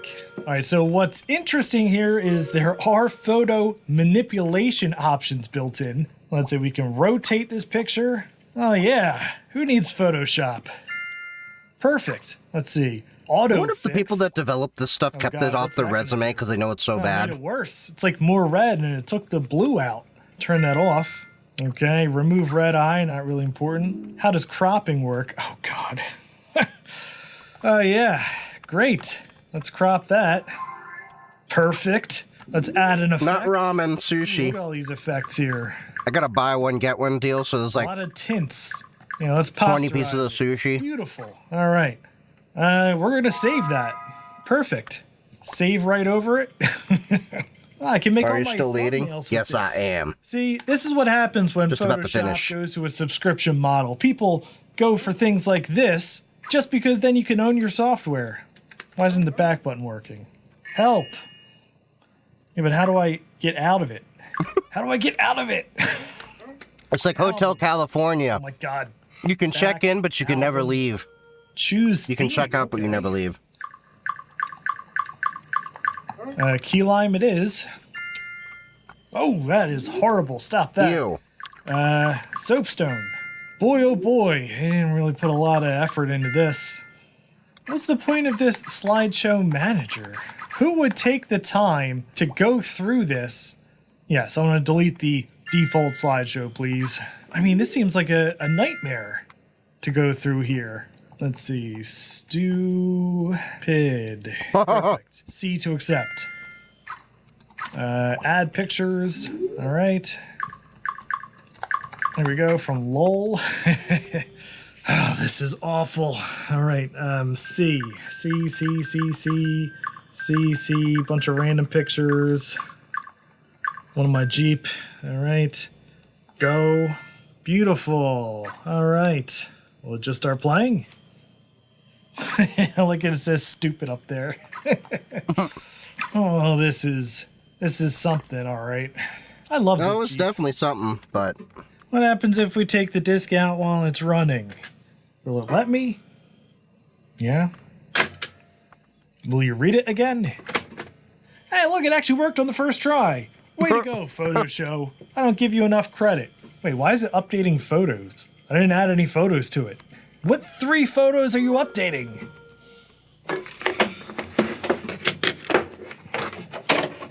So that is the iOmega Photo Show. It certainly was a product that existed, but we're not going to give it the hammer of percussive justice this time. I have a much more horrifying fate in store for this thing, so Shotgun. I'm just going to toss it into my big box of other zip drives that mostly work. And if you see where this is going, put your guess down in the comments below. But as always, thank you very much for watching. Shotgun. Baseball I bat. just want to give a very special thank you to all of my Patreon supporters and channel members.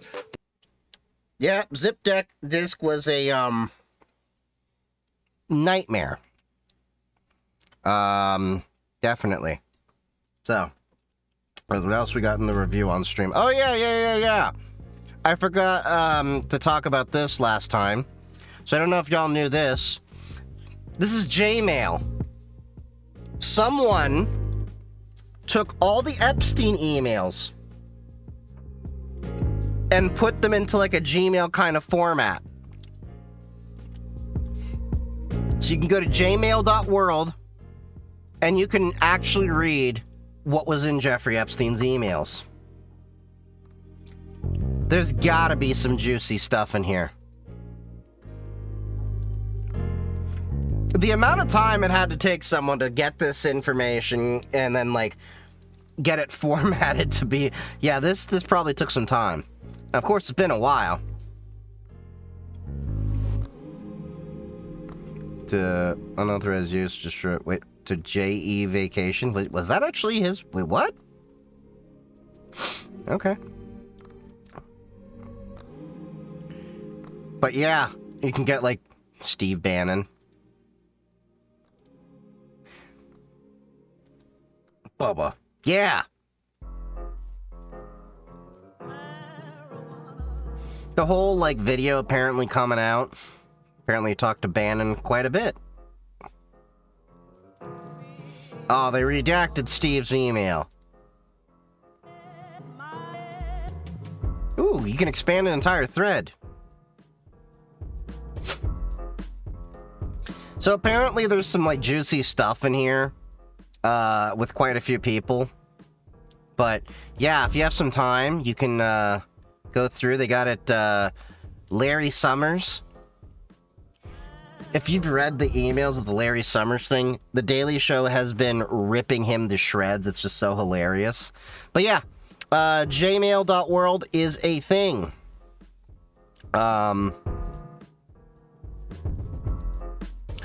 Now, what's this that one of my moderators shared with me? Not a moderator, but one of the members of the community that's been around for a while. Washington man spent 31 years at Microsoft only to be fired on a call with 120 others. Here's how he's rebuilding at 60. God damn, really? The dude's been at Microsoft almost as long as I've been alive. And they didn't even just go like, hey, we gotta let you go, you know, quietly. It was like, no, we're gonna, like, fire you on a call. 60 years? Well, and he was at Microsoft for 31 years, so if he was there, he had to be there during the 90s. So he's probably got stock options and can probably, you know, live off it. But anyway, yeah. That kind of sucks that they did it that way, but I'm pretty sure he's doing well off working at Microsoft for 30 years or so. Now, this was a story that I came across. So, a lot of us have been paying attention to the AI bubble. It is a bubble. There's just so many signs there that are, like, very similar to, like, Enron and stuff like that. But basically, the irony is... The irony is, the machine intelligence that they have actually been trying to hype up to sell more NVIDIA stock by selling more NVIDIA hardware and propping up the value for NVIDIA, apparently exposed in 18 hours how there's a circular financing scheme. And we talked about this already. Hank Green, I think, had a video going into this, where basically NVIDIA is financing companies for them to buy hardware from NVIDIA. And there's a lot of accounts receivables that NVIDIA has, and basically the money's just not adding up in this whole AI schema.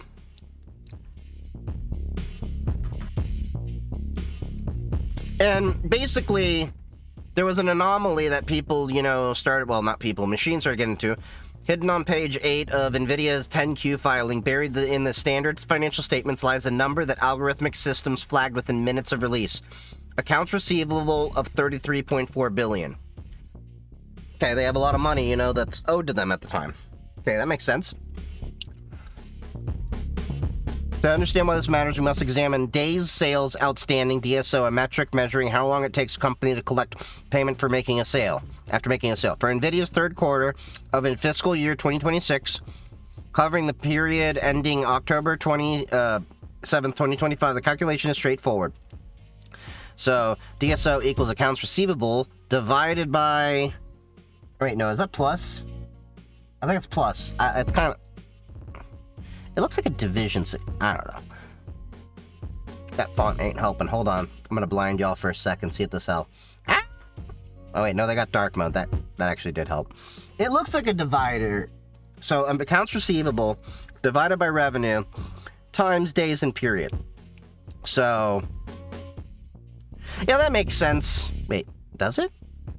Yeah, it does.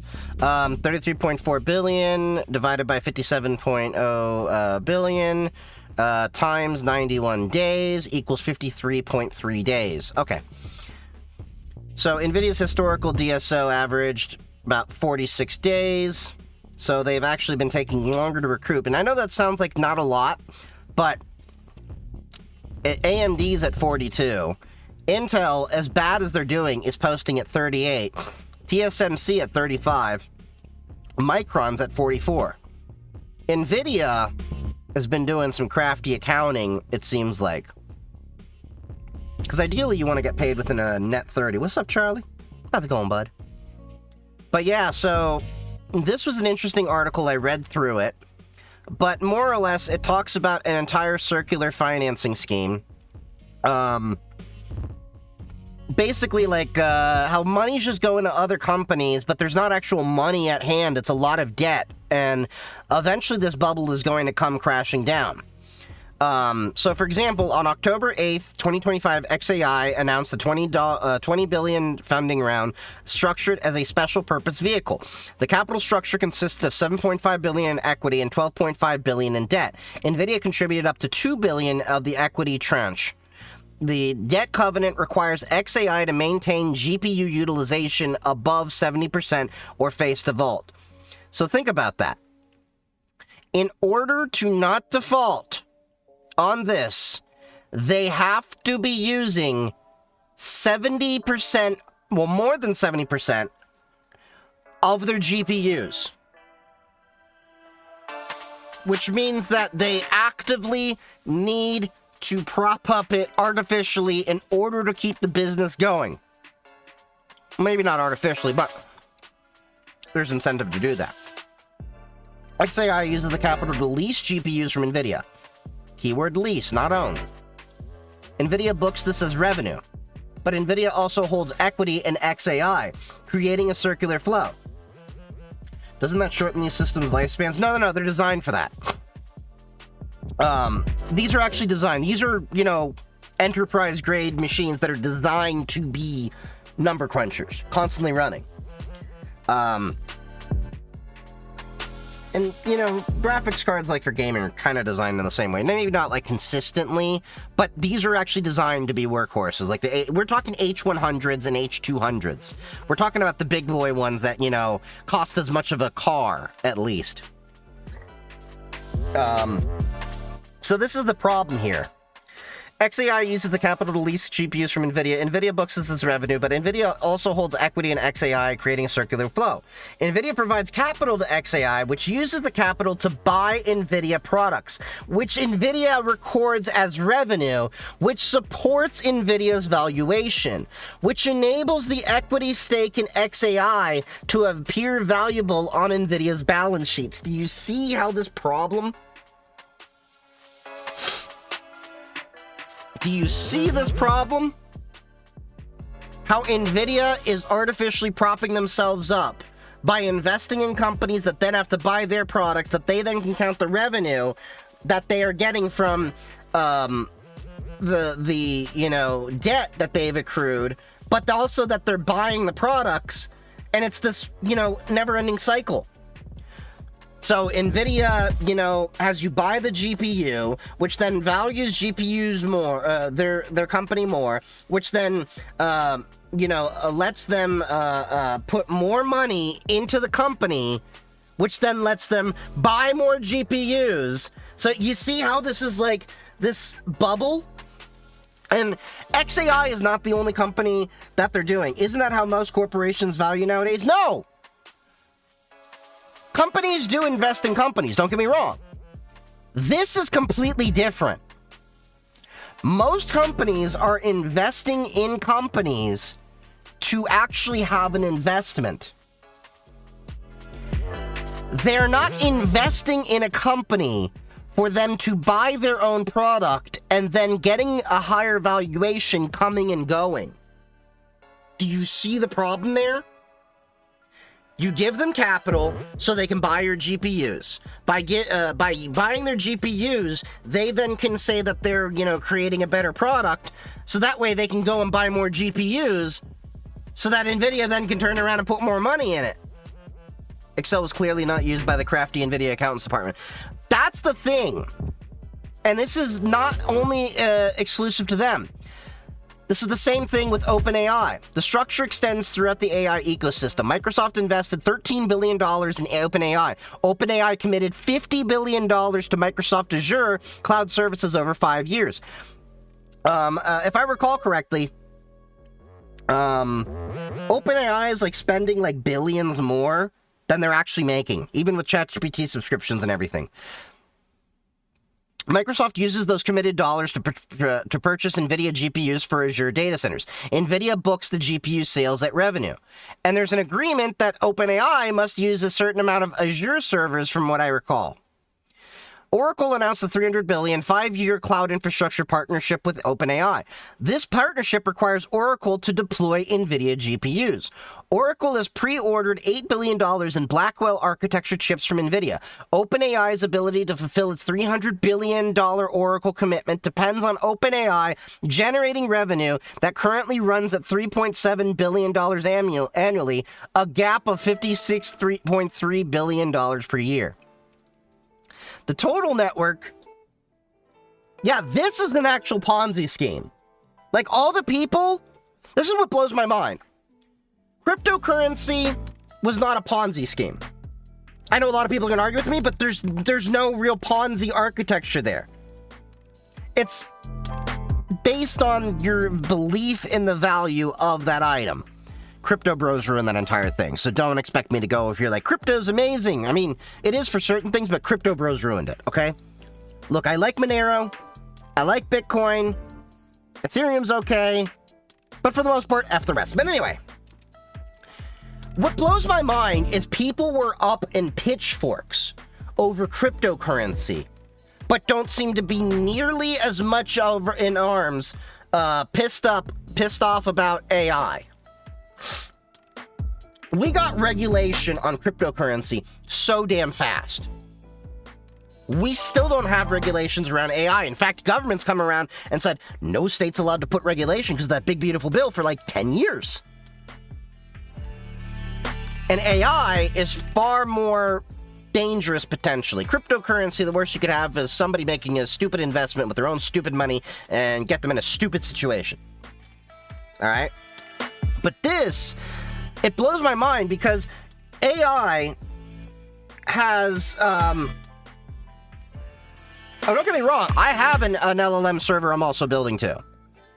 Been working on these past days of my AI server, but dude, AMD APUs are a blessing. Yeah, I can understand that. I've been looking at AMD stuff for that, but I got an NVIDIA 5060 Ti and a spare NVIDIA 30, so I'm going to slot both of those into a box, make a dual LLM, and then eventually I'm going to get a 5070 Ti, maybe two of them, throw them into an LLM box as well, and that'll be my moderation system to supplement my regex bot from Stream Elements and stuff for Discord, Matrix, Twitch, and Kick. Maybe YouTube. But anyway, what I was going on about is the thing that really blows my mind when it comes to AI stuff is this is using way more power and resources than people were upset about with cryptocurrency. Like, this is actually causing random blackouts in parts of the US and stuff like that, and, you know, causing actual electricity rates to rise. That's not hyperbole, it's legitimate. And I don't seem to hear nearly the amount of outrage about our, you know, the bubble that is AI right now. And it's not even true general artificial intelligence, it's just LLM. And LLM is not an AI. Let's get that clear. But it's the buzzword. Anyway, it's using more electricity, it's using more water, it's using a lot more materials than cryptocurrency ever did. And people don't seem to be bothered by it nearly as much as they did with cryptocurrency. At least, like, when I was on social media, I heard more vocal outrage, you know, like through TikTok and YouTube and all of that. Like, people, like, going after cryptocurrency. But then AI, it's not the same way. And, like, don't get me wrong, I do see that LLMs and all that are useful. I was using one to help my, you know, coding and all that out. But I think we can do things more ethically and responsibly, and this is an actual bubble compared to,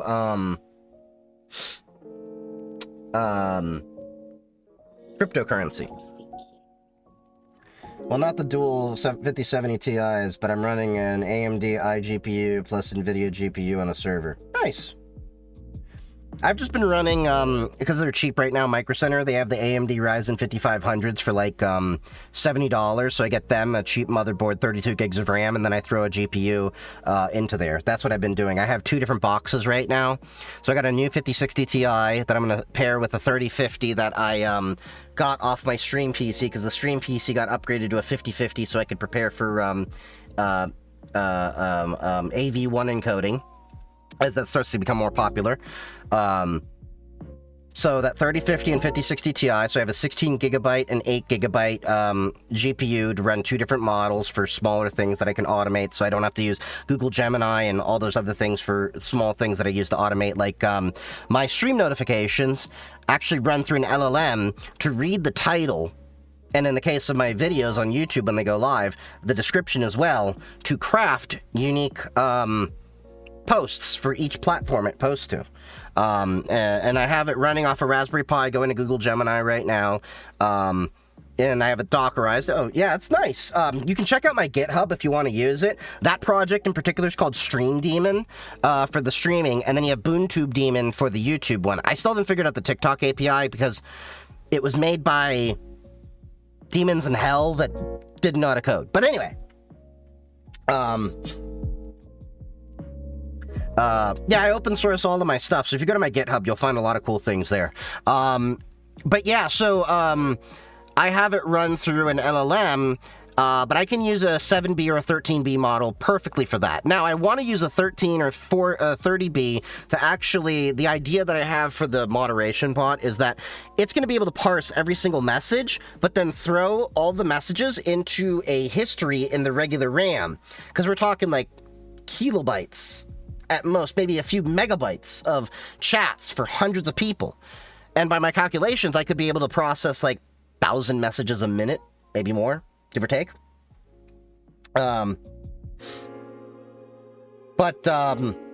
Yeah, so I want to do that and have a bunch of different, like bots in there to read. So the added advantage is because the regular chat history will be in RAM, I want to also have it recap chat like every 15 or 20 minutes, because I used to have a bot, Frosty Tools, that used to like smack talk a few of my moderators and recap what happened in the chat. So I think that'd be cool. We also have the Yo Mama as a service that I was showing the other day, which runs through an LLM, and this is all on a Raspberry Pi 4, Dockerized, by the way. Yo Mama as a service is Yo Mama jokes that run through an LLM that you can have on a scale of 1 to 11 on meanness, 1 to 10 on nerdiness, with various different topics from classic Yo Mama jokes to radio, database, tech, cybersecurity. Yes, I am watching the Twitch, Vampire. I'm just ignoring you. But anyway, yeah, check the GitHub, and of course, if you haven't already, join the Discord and the Matrix server. The Yo Mama as a service is actually live in that Discord. You can play with it. Quite a few of us have used it, and I even programmed a little funny thing in there. If you know about the reference to the game, like you've lost the game. Yes, all of you in chat, you lost the game. You just lost the game. It does that. Anyway, back to this. ADHD moment. Chief's getting old, his memory is going. No, it's not going. It's that my transition to senility will be an extremely smooth one. Wallpaper engine on Linux. I don't use wallpaper engines, because here's the reality that I don't understand with wallpapers and all that. I have 3 monitors. All of my monitors are covered pretty much from the minute that I boot my computer with different things. My background is my logo, only because boots up, there's my logo in case I ever do see my desktop, and then it's there for like... My desktop is only probably bare wallpaper for like 10-15 seconds tops before all 3 monitors are covered. Chief ignores his friend, cancel him. I need to get my Twitch bot in sooner so I can have it do the smack talk to you, Vampire. Wait. I can do this. I can do this actually here. Hold on. You can see this live.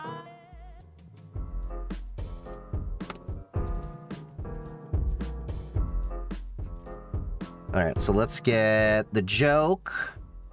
Let's get cybersecurity with a meanness of 11. We'll bring the nerdiness down to a 2. And we're going to target...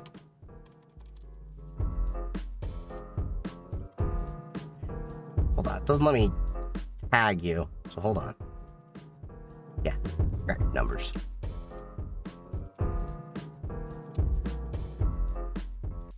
Oh, wait. I forgot, it's user. I need to deprecate that feature. There we go. It's thinking. Red Fang 790 so vulnerable, their firewall logged more CVEs than their body count. Oh!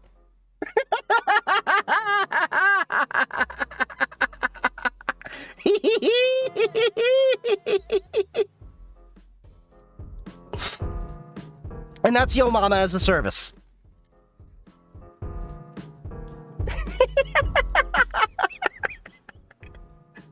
It's there if you want to play with it.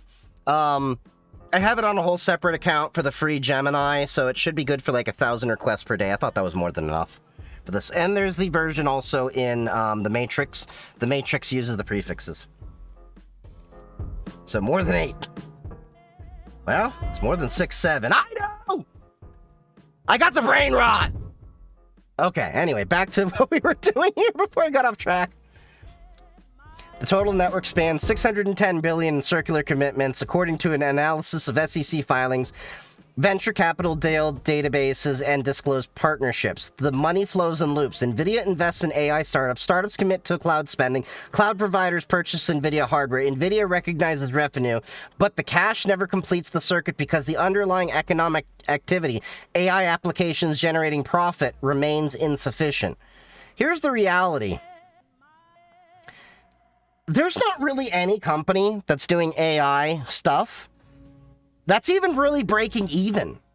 They're all operating at a loss, like they're vehicles for the super wealthy to have tax write-offs to say, I didn't really make any money. Like, don't get me wrong. I'm not normally a proponent of taxing unrealized gains, but I think if you hold, I'm just gonna throw it out there, 50 million in assets, and we're not talking like farmers that have been I'm gonna exclude farmers from this whole thing because I know the whole ordeal about families. It's literally millions of dollars in land, and farmers lose their farms all the time to corporate farms buying them out because they can't afford when grandpa dies for the taxes and everything. I get it, but I think like when you're making like 50 million, maybe even 25. You should get taxed on your unrealized gains a little bit. I don't know how much, because that's basically how they make most of their money. They're broke on paper. That's why Elon Musk needs like $1 trillion payout, because he's so overextended, if you actually understand that. But yeah, so they've basically been calling this Vibe revenue. At the web conference in Lisbon, I've been to Web Summit. That's the conference. I actually have a video where I talked about it. I railed on this conference because I said it was like such bullshit. Hold on. I made this video, I want to say 2024. I went to Lisbon to help a friend out with their project. They needed somebody a bit more technical. Yeah, so here it is. Web Summit 2024, the world's biggest tech conference, all hype, no substance, and controversy. Yeah, so I got into that. That's like a 42-minute video of me ranting. You can really tell the difference between when I actually started scripting videos and when I actually just was going off the, seat of my pants. But anyway, if you are ever thinking about going to Web Summit, don't waste your money. Portugal was nice. I loved Lisbon. I loved it.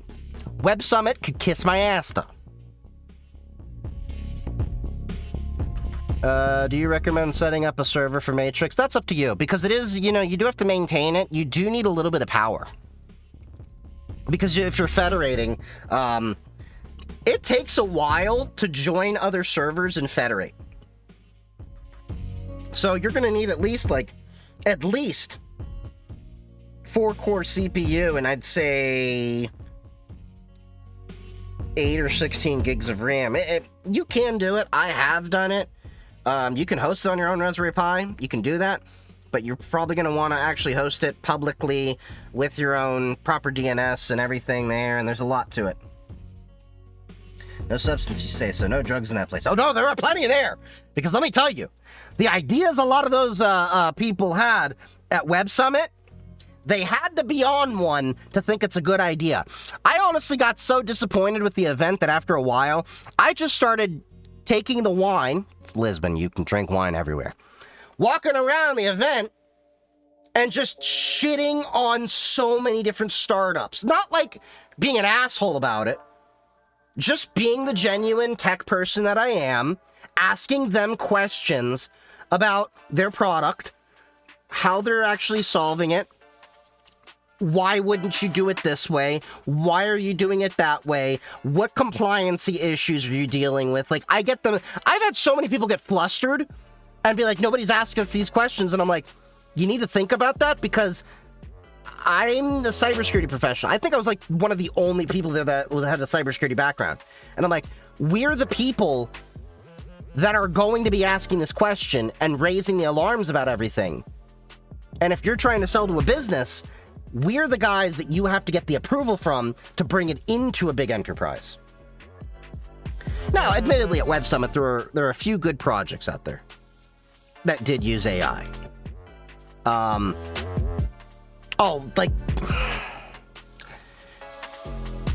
There were so many different blockchain products out there. Actually, you know what? I have examples in my video. Well, I'm not a sysadmin, so...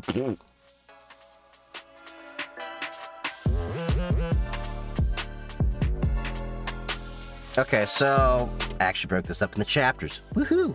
High five past me! Going to virtual... so let me see. We had Web Summit and buzzwords. Oh, yeah. Here. This was the TOG. This was a car they had that had blockchain. They put blockchain in a car. I have a word for that. We'll just go with it. It just seemed gimmicky. With the TOG automobile, which is a car coming out of Turkey that actually had NFTs built into it. I'm not joking. You actually, as one of the features, could display your NFT artwork on the dashboard. They were talking about this. This was one of the big things out there. NFTs are kind of a thing of the past. I hate to break it to you. And that kind of served as foreshadowing for the entire event. Overall, yes, there was time. You see the leak about Celebrate about Graphene OS? Yeah, they've leaked a few times that they can't crack it. There's also, let me see. This is something I captured, all right? Okay, so, like, this was, like, Web Summit. I was catching, like, all these little funny things. So, this was a picture one of my friends sent me. Obviously, she's a woman, but this was a women in tech meetup. The reason why I said it that way is this is a women in tech meetup. There's a man in the women in tech meetup. This is supposed to be a women-only space for women to connect, and a dude is there. Was Graphene OS leaky? No, just the opposite. Celebrate can't crack it. International connections. There's a lot of disappointment. Okay, so there were some cool things. This guy he was on my level. This is a cool product that actually saw the SQL database, because blockchain actually slows things down and makes it a little bit more expensive. Be that as it may, there were a few legitimate projects that actually took my eye. There was a project that I saw with an individual showing how you could actually use images as passwords, and it wasn't steganography. That was an interesting concept. And the great thing about this guy was he was on my level, where he and I understood most of the things. Secrets Vault was actually a really interesting thing. Because when I went up to him, do you recommend Wasted on Graphene OS, or... I don't know what you mean by that. Wait, did you have a typo there? But yeah, there was a few good things there. Like the only products that I saw at Web Summit in 2024 that I actually liked and saw promising, I saw a lot. There was an AI I like to, well, it wasn't really an AI. There was a pet hotel kind of thing. I'm a pet guy. It's been an issue always when I travel to go find a place to put my dogs. that was nice. There were a few companies that generally were good with medical, different innovations to do early diagnosis, things like that. Those were worthwhile, but they were few and far between. There was even a follower of mine that had a really cool AI that actually would monitor your assembly for QA using cameras on AI and tell you if, you know, you missed a step. That was cool. There was another person that had AI in there that would look at powdered 3D printing of metal, and then at the micrometer level, tell you if it messed up a print, so it could stop and eject the print right there, so you wouldn't waste time and money on that. Yeah, just get Graphene OS if you're thinking about a USB-C kill switch, because Graphene, you can program it to automatically reboot, and you can also set a distress passcode that if you give them the distress passcode, it'll wipe the phone.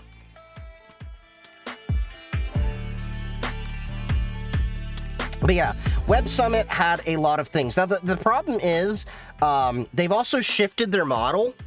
So it used to be, if you were a startup, that you would get, like, entry, they would help you get in, because this is where you meet investors and everything. They flipped the script now. That now you have to pay more as a startup to get seen by the investors, and the investors are coming for free. And I'm like, well, hold up. The investors are the one with the money. Anyway, but yeah, I went to Web Summit. It was overhyped. Worst tech conference I have ever been to. I've been to CES. I've been to a lot of different tech conferences.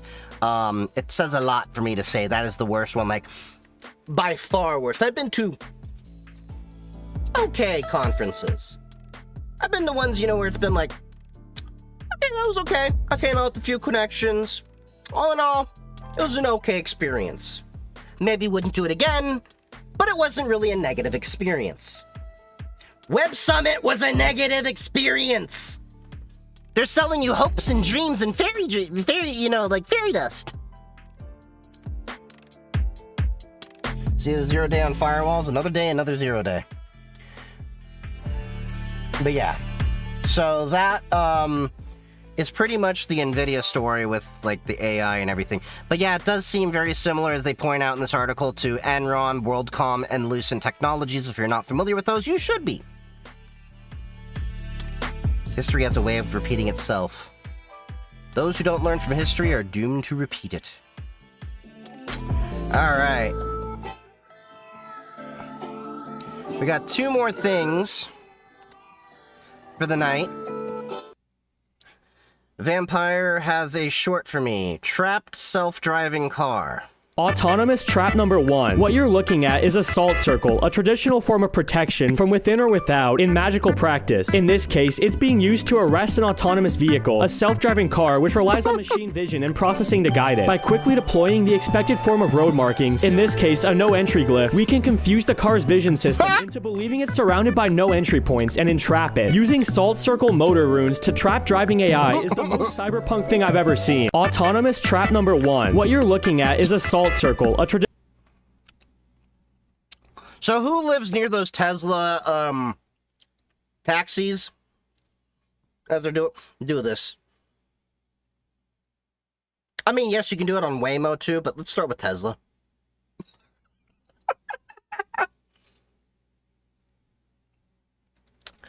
All right. Last thing for the night. From Bleeping Computer, HBX shared this. CrowdStrike catches insider feeding information to hackers. Oh yeah, so we were talking about this at work. So CrowdStrike did have an insider. They leaked information on Telegram to Scattered Lapsus and allegedly Scattered Lapsus, and also allegedly to Scattered Spider, if I remember. We identified and terminated a suspicious insider last month following an internal investigation that determined he shared pictures of his computer screen externally, a CrowdStrike spokesperson told Bleeping Computer today. Our systems were never compromised and customers remain protected throughout. We have turned the case over to relevant law enforcement agencies. I wonder what drove this person to do that. Either they got paid a boatload of money or they're Day 3! Oh, they also, let's see. However, okay, CrowdStrike did not specify the threat group responsible for the incident or the motivations of the malicious insider who shared screenshots. I hope we get that court case. I hope we get those details. However, the statement was provided in response to questions from Bleeping Computer regarding screenshots of CrowdStrike systems that were recently posted on Telegram by members of the threat group Shiny Hunter, Scattered Spider, and Lapsus. I've never understood why Telegram is the platform they all use when it's not really all that secure. I know you can do, like, mass announcements, and they're probably it's because their moderation is crap, but it's not actually a, let's put it this way. It may be private, but it's not secure. The threat actors claimed they ultimately received SSO authentication cookies from the insider, but by then the suspected insider had already been detected by CrowdStrike, which had shut down his network access. Matrix or Telegram, which one do you think is more secure? Matrix, by far. Because with Matrix, you can actually do end-to-end encryption in entire rooms, or with individuals or groups of people. Telegram, at most, last I remembered, could only do one-on-one communications. So Signal still. Because Signal is encrypted by default. And you can do that encryption with multiple users.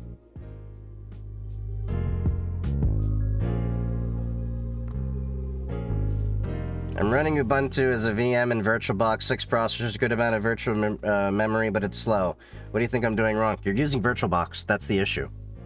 I'm not joking. I'm not joking. That is not me, like, saying, you know, like, it's crap. The honest truth is VirtualBox, it's an okay starter. But, you need to get, what is it, a Type 2 hypervisor? I always get this confused.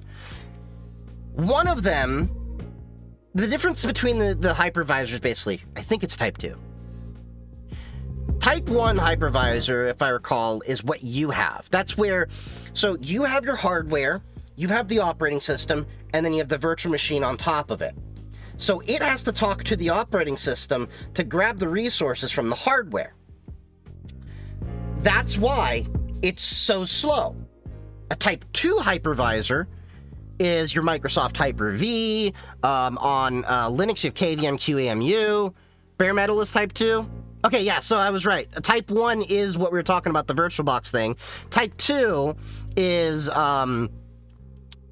so there are extensions. This has been around for like 15 or so years. So basically, if you've bought a computer within the past 15 years or so, it has this built in.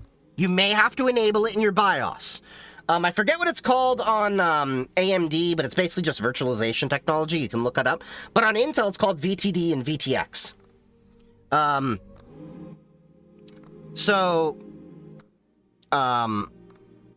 VTD and VTX, basically, what they do is they allow it to, you to have a Type 2 hypervisor.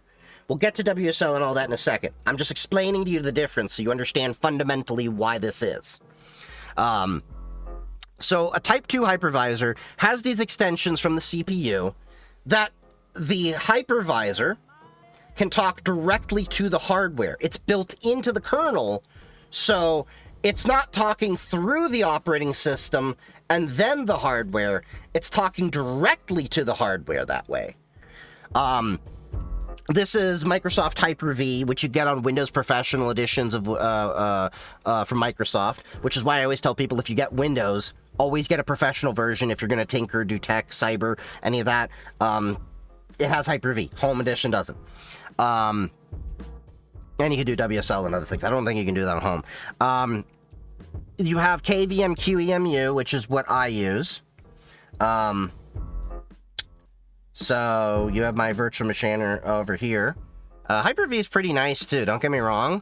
And it is what you'll use professionally at work. That or VMware or KVM QEMU, which is like what Proxmox uses. But like, so I'll give it to, let's put it this way. We have Parrot OS over here. All right. I'm just checking to see. Okay, we get 4 CPUs. Let's do something a little bit smaller.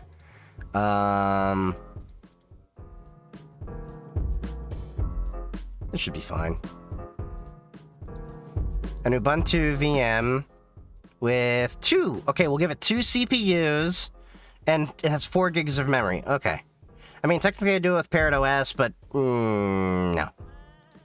Okay, we're gonna hit the start button. I have 2 CPUs, and watch how fast this is gonna boot up. And if I remember, my password was password, because I think this was a demo one. No.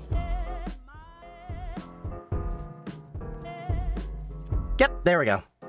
It's one of my dumb passwords. But you can see, like, this is just like you're operating on the computer itself. That's because I'm using libvirt, which is built into the Linux kernel, and directly interfacing with the AMD hardware. So there's no abstraction. So yeah, you're going to want to use Hyper-V. Now, Windows Subsystem for Linux actually uses Hyper-V as well. Last I remember. So it actually is Linux that can talk directly down to the hardware, and it's not abstracted through the operating system. It's talking through it. Not to it, but through it. So, yeah. VirtualBox is a nice place to start. Don't get me wrong. It's a nice place to start. Get you comfortable with the idea of a virtual machine and virtualizing your stuff. But it's by no means something you should be using in a professional environment.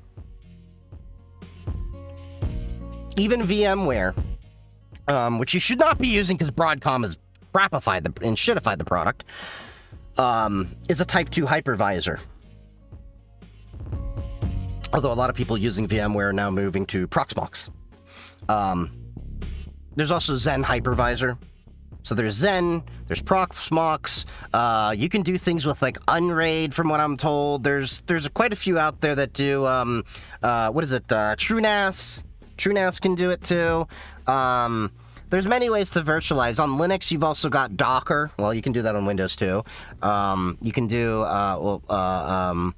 Docker. I mean, I don't know if they're using direct virtualization that way, but anyway, there's LXC. There's many ways to virtualize. Just be aware of the type of virtual disk format. Converting the virtual disks sometimes is a pain. Yes, that is a good thing to point out. Thank you for reminding me about that.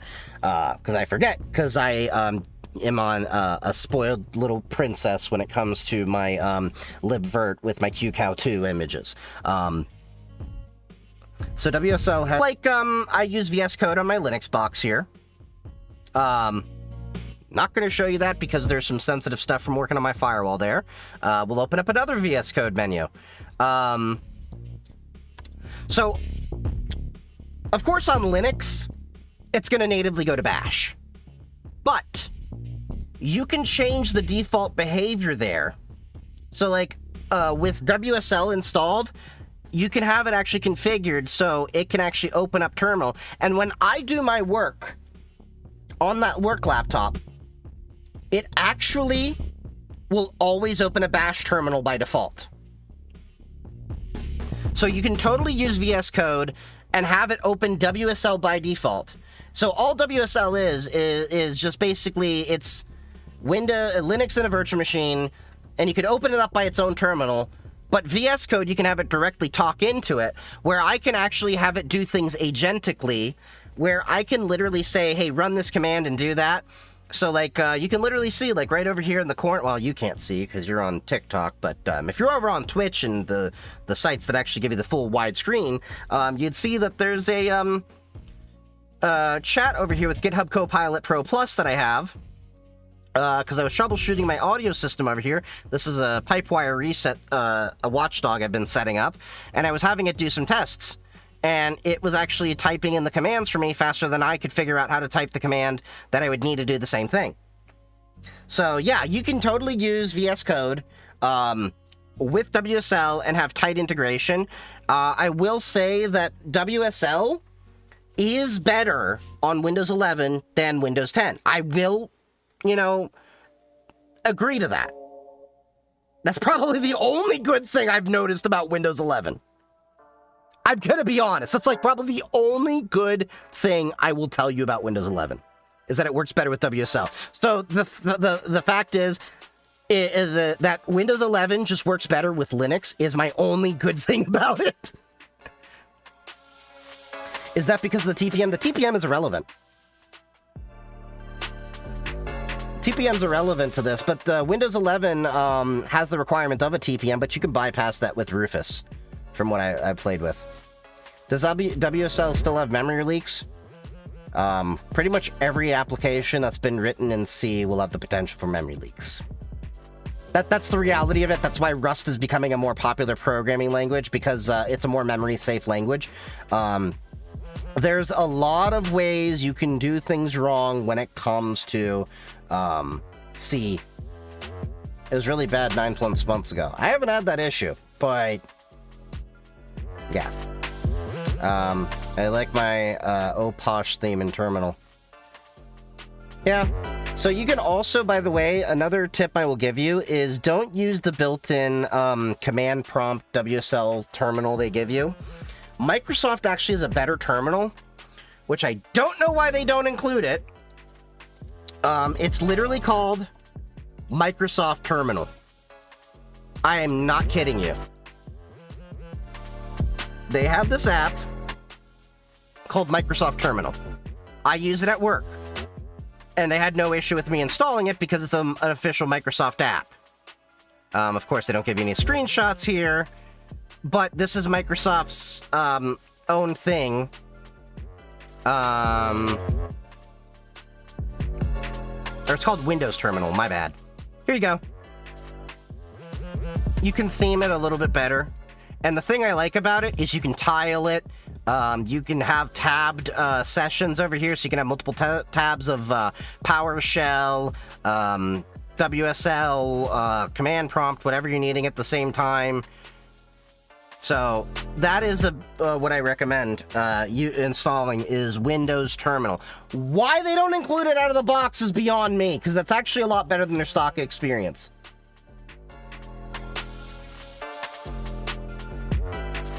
Oh god, Red Fang found the emojis. On Kick. Oh, that's what you meant by war crimes. I thought you meant that you were gonna have a really bad case of the farts and then come over and gas me like my family was at Auschwitz. We're gonna go and burn in hell, burn in hell, burn in hell. We're gonna go and burn in hell, Auschwitz.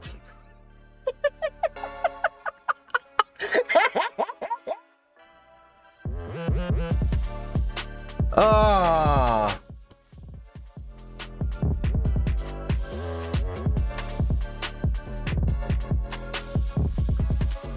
Once in a while, we'll get a really, really dark joke in here. Chat's probably like, the hell did I just experience? Anyway. It's getting a little late. I, do have to go to work tomorrow. I want to get some extra sleep. So I do want to say thank you all for joining me. Make sure to stick around for the raid on Twitch. And if you haven't already, follow me on all of my socials. If you don't see it, the links are in bio.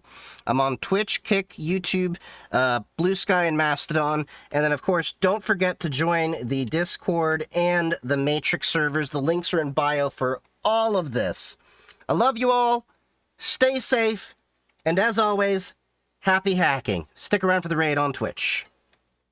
And I shall see you Wednesday.